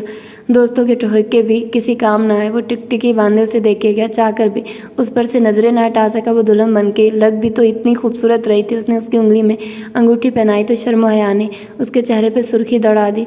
मोहब्बत भी मुझसे करती और शर्माती भी मुझसे। उसकी थोड़ी उठाते हुए वो शरारतन बोला तो एक शर्मीली सी मुस्कान उसके खूबसूरत अनाबी लबों पे खेल गई। कहो खुश हो, उसकी सभी पेशानी पे मुहर जब्त करते हुए मुस्कुराकर उसने पूछा। वो उसके गिर्द अब भी अपना बाजू हमायल कर रहा था कि उसका मोबाइल बज उठा। आह, जालिम समाज। एक आह भरकर उसने मोबाइल ऑन करके कान से लगा लिया। क्या? साहब ने झटके से सर ऊपर उठाया था। आफान खान अफरीदी के चेहरे पे हमाइयाँ उड़ रही थी। क्या हुआ? घबराकर उसने पूछा। वो कुछ बोले बगैर तेज़ी से बेड से उतरा, मोबाइल वहीं फेंका और अपना वॉलेट चेक करने लगा। Afan, any problem? उसने परेशानी के आलम में उसे एक बार फिर पूछा। हाँ हाँ, बस ठीक है सब कुछ। वो काफ़ी अजलत में बैठ के दराज में से कुछ ढूंढने लगा। वो उसके अंदाज से जान गई कि कुछ भी ठीक नहीं है, इसीलिए उठकर उसके पीछे आन खड़ी हुई। वो अभी तक दराज में झुका हुआ था। उसने उसके कंधे पे हाथ रख दिया। वो मुड़कर उसे देखने लगा। अफान, अपनी परेशानी मुझसे शेयर नहीं करेंगे? बहुत मोहब्बत और मासूमियत से उसने उसकी आंखों में देखा, लेकिन वो उस वक्त खुद इतना परेशान था कि उसके इस रूप को नज़र भर कर देख ही ना सका और सर हिलाकर उसे मुतमईन करने के अंदाज में फिर से दराज पर झुका और अपनी मतलूबा चीज़ को ढूंढ कर ही सर ऊपर उठाया। मुझे कुछ दिनों के लिए कराची जाना पड़ा है, प्लीज़ डोंट माइंड। तुम चेंज कर लो, मैं पापा को बताता हूँ, बहुत अजलत में कहता। वो बाहर की तरफ लपका, मगर उसने उसका हाथ पकड़कर उसे रोक दिया। कोई बड़ी परेशानी तो नहीं? उसकी आंखों में परेशानी और अपने लिए बेतहाशा फिक्र देखकर एकदम जैसे वो होश में आया था। तुम्हारे होते हुए मुझे कोई परेशानी हो सकती है? मुस्कुराते हुए उसका हाथ पकड़कर बहुत नरमी से होंठों से लगा लिया। उसकी नज़रें झुक गई। अपना ख्याल रखना और मेरे लिए परेशान मत होना। मैं बहुत जल्द आने की कोशिश करूँगा। अल्लाह हाफिज़। उसका चमकता दमकता चेहरा हाथ से तपतपाकर वो बाहर निकल गया। वो बंद दरवाजे को देखती रह गई। कुछ ही देर के बाद बाहर गाड़ी स्टार्ट होने की आवाज़ आई तो वो खिड़की में जा खड़ी हुई। बर्फ़ की हल्की हल्की फवार अभी भी जा रही थी। वो तेज़ी से वहाँ से गाड़ी भगा ले गया। वो वहीं खड़ी खड़ी ज़ेरे लब कुछ पढ़ती रही। अभी वो खिड़की से हटी नहीं थी जब कमरे में टोन बजने लगी। उसने चौंक कर दाएं बाएं देखा। फ़ान का मोबाइल बेड पे पड़ा बज रहा था। ओह, वो मोबाइल यहीं भूल गया। वो चलती हुई बेड तक आया और मोबाइल उठा लिया। किसी का फ़ोन सुनना एक गैर इखलाकी हरकत थी, लेकिन जिस परेशानी में अफ्ताब खेजा वो घर से निकला था, इस परेशानी के ज़ेरे नज़र उसने उसका फ़ोन सुनना ज़रूरी समझा। अफान खान किधर है? उसके हेलो करते दूसरी तरफ से आवाज़ आई। अभी वो कुछ बताने लगी थी कि उधर से एक बार फिर आवाज़ उभरी। उन्हें कही है हनान के बचने के चांसेस बहुत कम है, दिमाग पे चोट आई है, डॉक्टर्स ना उम्मीद है, अगर वो जल्द पहुंच सकते हैं तो पहुंच जाएं। आप कौन? जितनी परेशानी से वो बोल रहा था उसने ये पूछना ज़रूरी समझा। मैं हनान का मामू हूँ, उधर से जवाब आया। हनान कौन है? उसने नासमझी से पूछा। अफान का बेटा। क्या? उसके सर पे जैसे धमाका हुआ। कमरे की छत उसे अपने सर पे गिरती महसूस हुई। अफान का बेटा? बेयकीनी से उसकी आवाज़ ही नहीं निकल पाए। हाँ, उन्हें कहिए वो जल्दी कराची पहुंच जाए, वक्त बहुत कम है। उधर से फ़ोन बंद हो गया और वो अपनी फटी फटी आंखों लिए बेयकीनी से फ़ोन को देखती रह गई। होश जब आया तो पहली नज़र अपने हिनाई हाथों पे पड़ी। उसके रगों पैर में करंट सा दौड़ गया। सामने लगे आईने में अपना रूप देखा तो वो चिल्ला उठी। चीख चीख कर पूरा घर सर पे उठा लिया। उसके चिल्लाने पे हकान खान अफरीदी दौड़ते हुए उसके कमरे में पहुंचे थे और फिर उसके इंकशाफ पे वो भी ढह से गए। 6-7 दिन बाद वो वापस आया था। बड़ा खुश और शादमा लग रहा था। आते ही सीधा उसके कमरे में गया था। वो जो उसे देखकर उठ खड़ी हुई थी, अभी कुछ कहना ही चाहती थी कि उसने इंतहाई वार्तगी से उसे साथ लगा लिया, लेकिन अगले पल उसे धचका लगा जब उसने उसे पीछे धक्का दे दिया। क्या हुआ? वो हैरानगी से उसे देखने लगा। यहाँ क्या लेने आए हो? साहब। उसके लबो लहजे पे उसे जैसे शौक सा लगा। मैंने पूछा अब यहाँ लेने क्या आए हो? धोखा देकर समझ रहे थे कि हम तुम्हारी चाल में आ गए, तुम्हारे जाल में फंस गए। No no no mister Afan Afridi, हम इतने भी सादा और भोले नहीं। आंख और कान हम भी रखते हैं, समझ बूझ हम में भी है। हम सादा लोग ज़रूर हैं, लेकिन अक्ल फहम हम में भी है। हुआ क्या साहब? वो अभी तक नासमझी से उसे देख रहा था। हाँ, मासूम हो तुम, बहुत भोले हो। भला तुम्हें क्या पता धोखाबाजी क्या होती है, मकारी क्या होती है, चालाकी क्या होती है? कसम से मैं कुछ भी नहीं समझ पा रहा कि क्या कह रही हो तुम। वो वाकई अनजान था कि वो इस कदर जज्बाती क्यों हो रही है। तुम क्या समझोगे? धोखेबाज और मकार तो हमेशा अपनी चाल के बाद ऐसे ही ना समझ बनते। भला तुम अब कैसे समझ सकते हो? वो तो मस्कुराना अंदाज में बोली थी। साहब, इस तरह पहेलियाँ मत बुझवाओ, साफ साफ बोलो, तुम्हें गुस्सा किस बात पे है? नादानस्तगी में वो उसे छेड़ बैठा था। उसकी आंखों में जैसे खून उतर आया। एकदम वो चिल्ला उठी थी। पहेलियाँ तुम्हें बुझवा कौन रहा है मिस्टर आफरीदी? भला तुम इस काबिल हो कि मैं साहब गुल तुम्हें पहेलियाँ बुझवाऊँ, वो भी तुम जैसे दोगले घटिया इंसान को? साहब प्लीज़, मैं बाबा से पूछ लेता हूँ कि क्या बात है। उसी चौक के वापस मुड़ गया और फिर जब आधे घंटे बाद उसके सामने आया तो उसकी आंखों की ज्योति बुझी हुई थी, कंधे झुके हुए और चाल ढीली थी। तो तुम्हें पता चल गया, हारे जवारी की तरह। उसने दीवार से टेक लगाई थी। तो क्या नहीं चलना चाहिए था? वो तड़पी। तुम्हारी तो यही कोशिश थी ना कि हम सादा लोग तुम्हारी चाल में आ जाए, तुम्हारे धोखे से बुने गए जाल में फंस जाएं, कुछ ना जाने, बिल्कुल अनजान बने रहें। ऐसा कुछ नहीं है साहब, ऐसा है या वैसा है, मुझे अब इससे कुछ नहीं लेना देना। मुझे नफरत है तुमसे। I hate you cheater. वो चिल्ला उठी थी। मेरी बात सुनो साहब। वो आगे बढ़ा लेकिन उसने उसे धक्का दे दिया। अब मुझे कुछ नहीं सुनना। तुम धोखेबाज हो, तुमने मुझे धोखा दिया, मेरी ज़िंदगी तबाह की है। तुम चले जाओ मेरे कमरे से, निकल जाओ यहाँ से, गेट आउट। वो एक बार फिर उस पर झपटी थी। गुल, दरवाजे में जमे बाबा जान फ़ौरन आगे लपके। गुल बेटा, उन्होंने न जाने कैसे उसे दूर खींचा था। बाबा जान, इसने मुझे धोखा दिया, इसने हमें धोखा दिया। ये धोखेबाज है, मकार है, फरेबी है, ज़िंदगी तबाह करने आया है मेरी बात तो सुनो। वो एक बार फिर मनमनाने के अंदाज में बोला। कुछ नहीं सुनना हमें, तुम जाओ यहाँ से, दफ़ा हो जाओ मेरे कमरे से। शदीद गुस्से से वो हामती कामती बाबा जान की गिरफ्त में फड़फड़ा रही थी। वरना कत्ल कर दूंगी मैं तुम्हें, जान से मार दूंगी। पास पड़ा गुलदान उठाकर उसने उसे दे मारा था। वो आगे से हटा नहीं था। गुलदान सीधा उसके माथे से टकराया था। खून का फव्वारा वहाँ से फूट निकला। तभी हकान खान अफरीदी का हाथ उठा और उसके चेहरे पर पड़ा तो वो वहीं साकित हो गए। फटी फटी बेयकीन नज़रों से बाबा जान को देखा। वो फ़ान को बाहर निकलने का इशारा कर रहे थे। वो वहीं बेड पर गिर गए। शादी में उसकी पसंद नहीं थी। उस माँ ने ज़बरदस्ती अपने दोस्त की बिगड़ी बेटी से उसका निकाह पढ़वा दिया। हादी अभी शौहर की खुशी में खामोश रह गई। बेटी की नाखुशी और नापसंदीदगी के लिए एहतजाज भी ना कर सके। अलबत्ता उसने एहतजाज किया, माँ बाप से नाराज़ हो गया, खाना पीना बंद कर दिया, घर से बाहर निकलना छोड़ दिया, यूनिवर्सिटी जाने से भी इनकार कर दिया। लेकिन इतने सारे एहतजाज के बावजूद उस्मान अपनी ज़िद मनवा के रहा। इतना तो तुम जानती हो, उस्मान बहुत ज़िद्दी था। जब तक अपनी ज़िद न मनवा लेता तब तक वो सुकून से ना बैठता। बस यही ज़िद अफ़ान को भी ले डूबी। वो हार गया, अपने बाप की ज़िद के आगे हार गया। उनके दोस्त की बिगड़ी बेटी को अपना लिया। लेकिन शमामा अफ़ान की साबका बीवी अल्ट्रा मॉडर्न लड़की थी, इंतहाई ज़िद्दी और झगड़ालू। बिगड़ी हुई इतनी थी कि मन चाहता तो अफ़ान को भी लिफ्ट न कराती। वो प्रेग्नेंट हो गई। उसे खबर हुई तो उसने पूरा घर सर पे उठा लिया, मगर तब तक देर हो चुकी थी। हनान इस दुनिया में आ गया। उसने तलाक का मुतालबा कर दिया और फिर तलाक लेकर ही दम लिया। बेटा वो अफ़ान के पास ही छोड़ गई। मगर फिर 2 माह बाद ही औलाद की तड़प महसूस हुई तो बेटा हासिल करने के लिए अदालत में केस दायर कर दिया। मुकदमा 8 माह तक चला और फैसला दोनों के हक़ में हो गया। अदालत ने बेटा पहले 2 साल तक शमामा के पास रहने का ऑर्डर दिया। अफ़ान भी उससे हफ्ते में एक बार मिल सकता था और फिर 2 साल के बाद दोनों ही हनान को 6-6 माह अपने पास रख सकते थे। बस यही सारी कहानी है। अब हनान 6 माह अपनी वालदा के पास और 6 माह अफ़ान के पास रहता है। अपनी बात ख़त्म करने के बाद बाबा जानी ने नज़रें उठाकर उसे गौर से देखा। वो सपाट चेहरा लिए बैठी थी। उसके किसी भी एहसास से आरी चेहरे और सर्द पड़ती आंखों से लग रहा था जैसे उसे किसी भी बात ने मुतासिर न किया हो। कुल बेटा, यही सब सच है। वो बेकसूर है। सच क्या और क्या नहीं, मुझे उससे कुछ सरोकार नहीं। वो धोखेबाज है। उसने हमारे साथ चीटिंग की है। सिर्फ मेरी ज़िंदगी तबाह करने के लिए आपने उसके बाप को घर आने से रोका था ना। वो यही बदला लेने यहाँ आया था और अब ले चुका। अब उसे कुछ नहीं लेना देना। वो धोखेबाज है। इससे भी ज़्यादा धोखा हमसे कर सकता है, इससे ज़्यादा फ़रेब हमें दे सकता है। कितना गलत सोचती हो तुम। गलत नहीं बाबा जानी, गलत नहीं, ये सच है। आप उसे यहाँ से चलता करें वरना उससे भी बड़ा धोखा खा लेंगे आप। कुल बहुत नासमझी की बातें करती हो तुम। हकान खान अफरीदी बेबस हुए। नहीं बाबा जानी, मैं नासमझ नहीं हूँ। मैं जानती हूँ वो कितना मकार, कितना चालबाज है। वो तो उनकी बात भी मानने को कतई तैयार नहीं थी। कुल बेटा, वो शौहर है तुम्हारा। ज़िंदगी तुमने उसी के साथ गुजारनी है। ऐसी बातें मत करो। ज़िंदगी? आप ज़िंदगी की बात करते? मैं तो उसके साथ एक लम्हा गुजारना नहीं चाहती और आप पूरी ज़िंदगी की बात करते हैं। गुल बेटा, तुम जज्बाती हो रही हो। उन्होंने आजिज़ हो के उसे समझाना चाहा मगर वो और सख्त हुई। बाबा जानी, आप उस शख्स को बता दें, मैं उसे कतई कबूल नहीं करूँगी और वो यहाँ से चला जाए तो बेहतर है। पागल मत बनो गुल। पापा, मेरे ये आखिरी फ़ैसला है। मैं अब उसे इस घर में देखना नहीं चाहती। वो 1-2 दिन में यहाँ से चला जाए तो अच्छा है। गुल, मुझे कुछ नहीं सुनना। वो उठी और बाहर निकल गई। सीढ़ियों पर खड़ा आफ़ान वहीं बैठ गया।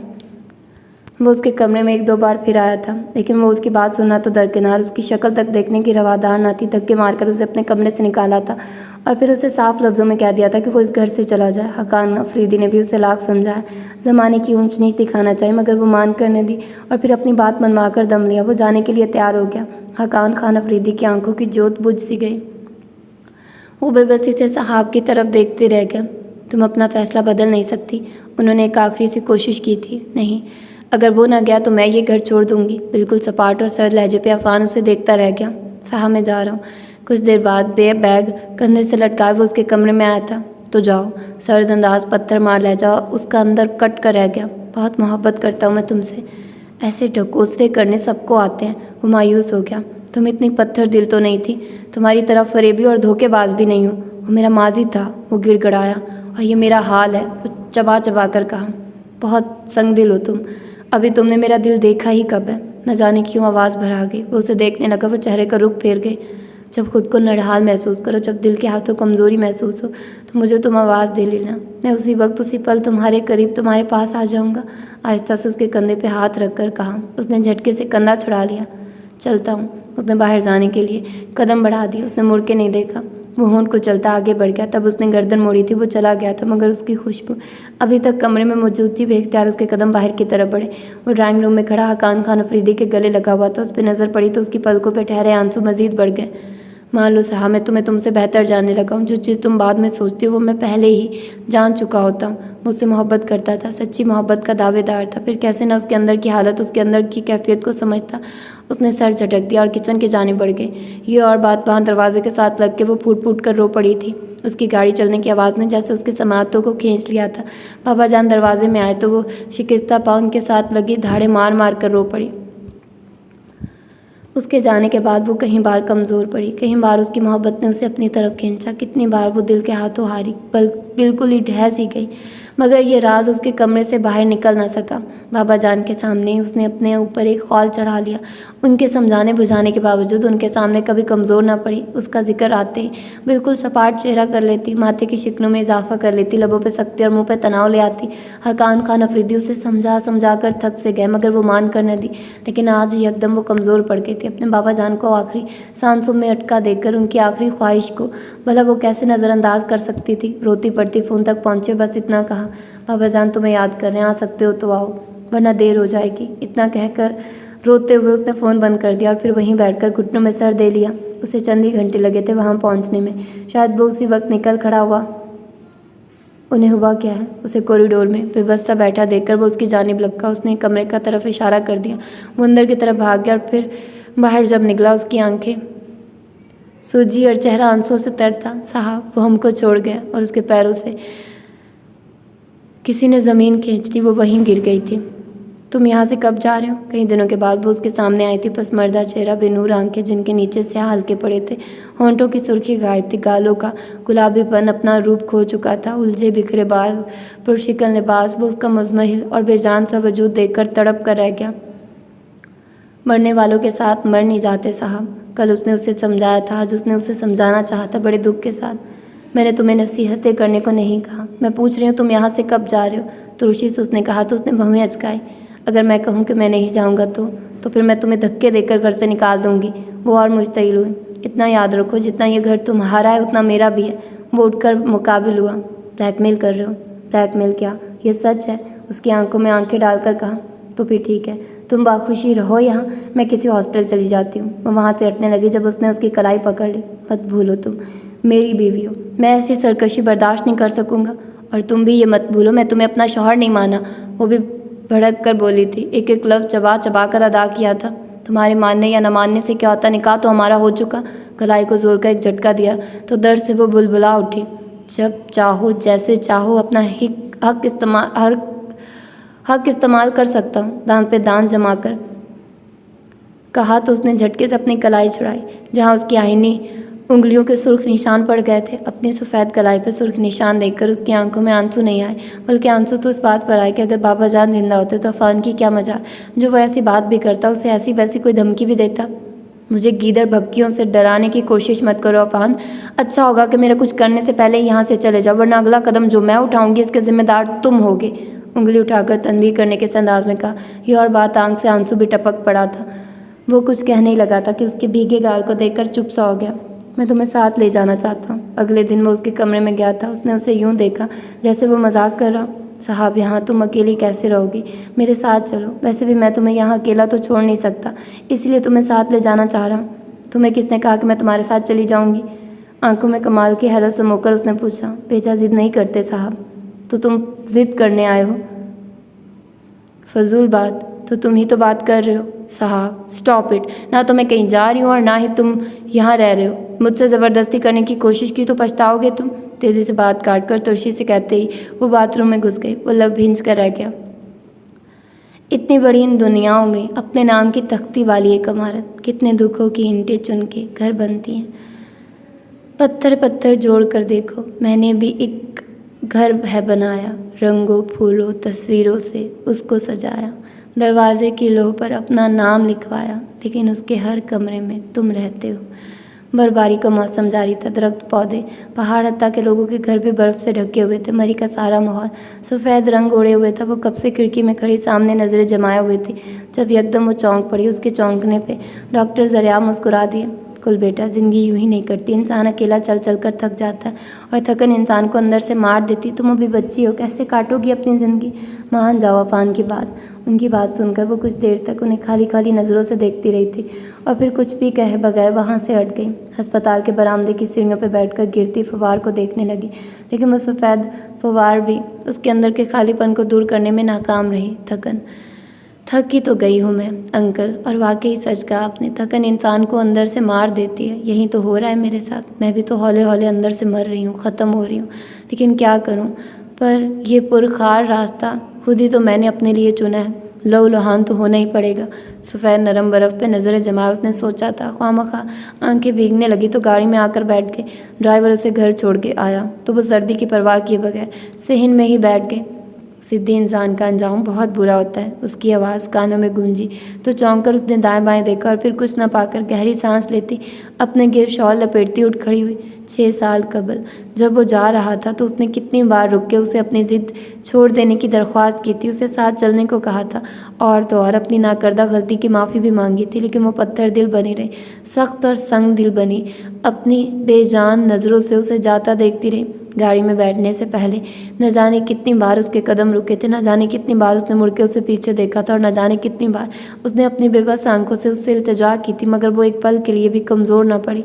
पिछले 6 सालों से कोई दिन ऐसा नहीं था जब उसने गुल को अपने पास न बुलाया, मगर वो अपनी ज़िद पे कायम थी। इसी तरह उसकी बात न सुनती, इसी तरह कॉल काट देती, लेकिन अब उसे महसूस हो रहा था कि उसके बगैर जीना मुश्किल ही नहीं, नामुमकिन भी है। उसने उसे दिल की अथाह गहराइयों से चाहा था, इसीलिए तो उसकी गलती को अपनी जान का रोग बना लिया। बाबा जान अब क्यों मुझे छोड़ के चले गए? पहले बाबा जान जिंदा थे तो वो उसकी कमी महसूस करते हुए भी महसूस नहीं करती थी, लेकिन अब तन्हाई में वो फिर कैसे ना उसकी कमी महसूस करती, कैसे ना उसकी याद के दर्द को अपने सीने में महसूस करती। टेरेस पे खड़े होकर उसने बाबा जान से दिल ही दिल में शिकवा किया तो आंखों को नम होने से रोक ना पाई। अब मैं कहाँ दिल लगाऊं, किस चीज़ से दिल बहलाऊं? कमरे की एक एक चीज़ उदास पड़ी है, एक एक चीज़ मुझसे शाकी है। मैं क्या करूं, कहाँ जाऊं? ये हवाएं फिजाएं मेरी उदासी बढ़ा देती हैं, ये बारिश ये बर्फ़ मुझे बेचैन कर देती है। ना अंदर का मौसम अच्छा और ना बाहर का मौसम दिल को भाता है। अकेले हंसूं तो कैसे, अकेले रोऊं तो कैसे? ना कोई हंसी सुनने को है और ना आंसू पहुँचने को। आप उसके अंदर से सिसकी निकली थी। उसी पल हवा का एक तेज़ झोंका बर्फ़ के छोटे छोटे नरम टुकड़ों को उस पर उछाल गया। सर्दी की एक तेज़ लहर उसके तन बदन से उभरी थी तो वो चौंक पड़ी। क्या मैं अब भी ऐसे मौसम को महसूस करती हूँ? एक खुशगवार हैरत से उसने सोचा था, और फिर उसके रगों पैर में खुशी दौड़ गई। आ जाके अभी ज़ब्त का मौसम नहीं गुजरा, आ जाके पहाड़ों पे अभी बर्फ़ जमी है। खुशबू के जजीरों से सितारों की हदों तक इस शहर में सब कुछ है, बस एक तेरी कमी है। उसने उसे हेलो भी नहीं करने दिया था और उस तक अपना पैगाम पहुंचा दिया। दूसरी जानिब वो हेलो हेलो करता रहा, लेकिन वो फ़ोन रखकर हंसती हुई अपने कमरे में चली गई। वो जब दरवाज़ा खोलकर अंदर दाखिल हुआ तो उसे हैरत का एक और शदीद झटका लगा। वो अरूसी लिबास में मलबूस, भारी जेवर पहने, फूलों के गहने हाथों कलाइयों में सजाए, ज़रतार खूबसूरत आंचल ओढ़े बैठी थी। और वो उसे देखकर तो जैसे साकित हो गया था, जैसे यकीन करना चाहता हो कि वाकई वो है। रुक क्यों गए? ये कमरा जितना मेरा है उतना ही आपका है। शरारती खनकता लहजा, खूबसूरत आवाज़, चमकती आंखें। बेयकीनी से उसने सर झटका। अच्छा, तो मेरा बेटा भी साथ आया है? उसकी गोद में चढ़ा हनान भी बेयकीन और ज़रा पुरशौक नज़रों से सामने बैठी खूबसूरत सी लड़की को देख रहा था। उसने मुस्कुराकर उसे देखा तो वो अपने बाप की गोद में मचलने लगा। फ़ान ने उसे नीचे उतार दिया। वो दौड़कर उसके पास पहुंचा और बहुत शौक से उसका दुपट्टा पकड़ लिया। उसने उसे अपनी गोद में बिठा लिया। साहब ये मजाक तो नहीं? अफान के लहजे में ही नहीं, आंखों में भी बेयकीनी थी। आपको ये मजाक लग रहा है? उल्टा उसने पूछा। तो वो फिर उसे देखे गया और फिर चलता हुआ उसके करीब आ बैठा। साहब मैं तो तुम्हारे फ़ोन पे ही हैरान था, गुजरा कि तुम्हारा ये रूप। उसने मुस्कुराकर उसकी आंखों में देखा। लेकिन तुम तो आपसे मोहब्बत करती हूँ। हनान के बालों में उंगलियां चलाने लगी, जो अभी तक उसके सजे सवरे खूबसूरत रूप को देख रहा था। इस एतराफ़ में इतनी देर क्यों? उसने जैसे टूट के कहा। तो उसने उसके हाथ पे अपना हाथ रख दिया। आपने मुझे इतना तड़पाया तो क्या मैं ना आपको सताती? मुझे अगर पता होता कि बाद में मुझे तुमसे मिलना है तो मैं वो शादी कभी ना करता। उसके हाथ को होंठों से लगाते हुए एकदम वो जज्बाती हुआ। शादी ना करते तो ये हनान कहाँ से आता? कमाल मासूमियत से उसने सवाल किया। तो वो जो बहुत संजीदगी से उसे देख रहा था एकदम से कहका लगा कर हंस पड़ा। मासूम बनती हो लेकिन साथ ताने देने से भी बाज नहीं आते। ताना नहीं, इतने प्यारे से बेटे को देखकर अब कौन काफिर आपको ताना दे सकता है? उसने नहायत वारस्तगी से हनान को साथ खींच लिया। ये लो जनाब। उसने हनान को एक बार फिर उसकी गोद में डाल दिया। जहाँ वो हैरान हुई थी वहीं हनान भी हैरत से अपने पापा को तक रहा था। मुँह दिखाई का तोहफा, मैं तुम्हें ये जीता जागता तोहफा दे रहा हूँ। वो इस तोहफे को देखकर पहले तो परेशान हुई और फिर हंसती चली गई। अफान एक पुरसुकून सांस लिया था, जबकि वो दिल में सोच रही थी कुछ पाने के लिए कुछ खोना पड़ता है, बस दिल वसी होना चाहिए। जी जनाब, कुछ पाने के लिए कुछ खोना पड़ता है, ये तो बिल्कुल सच बात है कि ऐसा ही है, ज़िंदगी का कानून है। और ये ऐसा ही होता है कि अगर आपको कुछ चाहिए तो आपको कुछ ना कुछ खोना पड़ेगा। ये बस अब आप पर है कि आप किस चीज़ को खोने का हौसला रखते हैं और किस चीज़ को पाने की आपकी शिद्दत है वो कितनी ज़्यादा है। तो और इसके अलावा माला नावल मैंने रिकॉर्ड कर लिया है, मतलब उसकी 8 एपिसोड तक तो है, 7 एपिसोड्स तक है। 8वां का फर्स्ट पार्ट है, जो कि मैं बाकी वाले पार्ट भी रिकॉर्ड करूँगी। उसके बाद 9वां 10वां 11वां 12वां, ये मतलब 12वीं एपिसोड तक रिकॉर्ड हो चुका है। ठीक है, आप लोगों को अब मिलेगा कैसे? आप लोग प्लेलिस्ट में जाइए, वहाँ पर माला नावल लिखा होगा, माला बाय निम्रा में। ठीक है, उसमें मैंने 7 एपिसोड्स तक वो कर दिया। और वो मेरे स्टार्टिंग था, जब मैंने इस चैनल को स्टार्ट किया था तो पहला जो नावल मैंने पढ़ा था वो माला ही था। तो मुझे नहीं पता कि वो ऑफ कोर्स उसमें बहुत ज़्यादा मिस्टेक्स होंगी, बहुत ज़्यादा मिस्टेक्स होंगी। तो आप लोग रिलैक्स रहिएगा।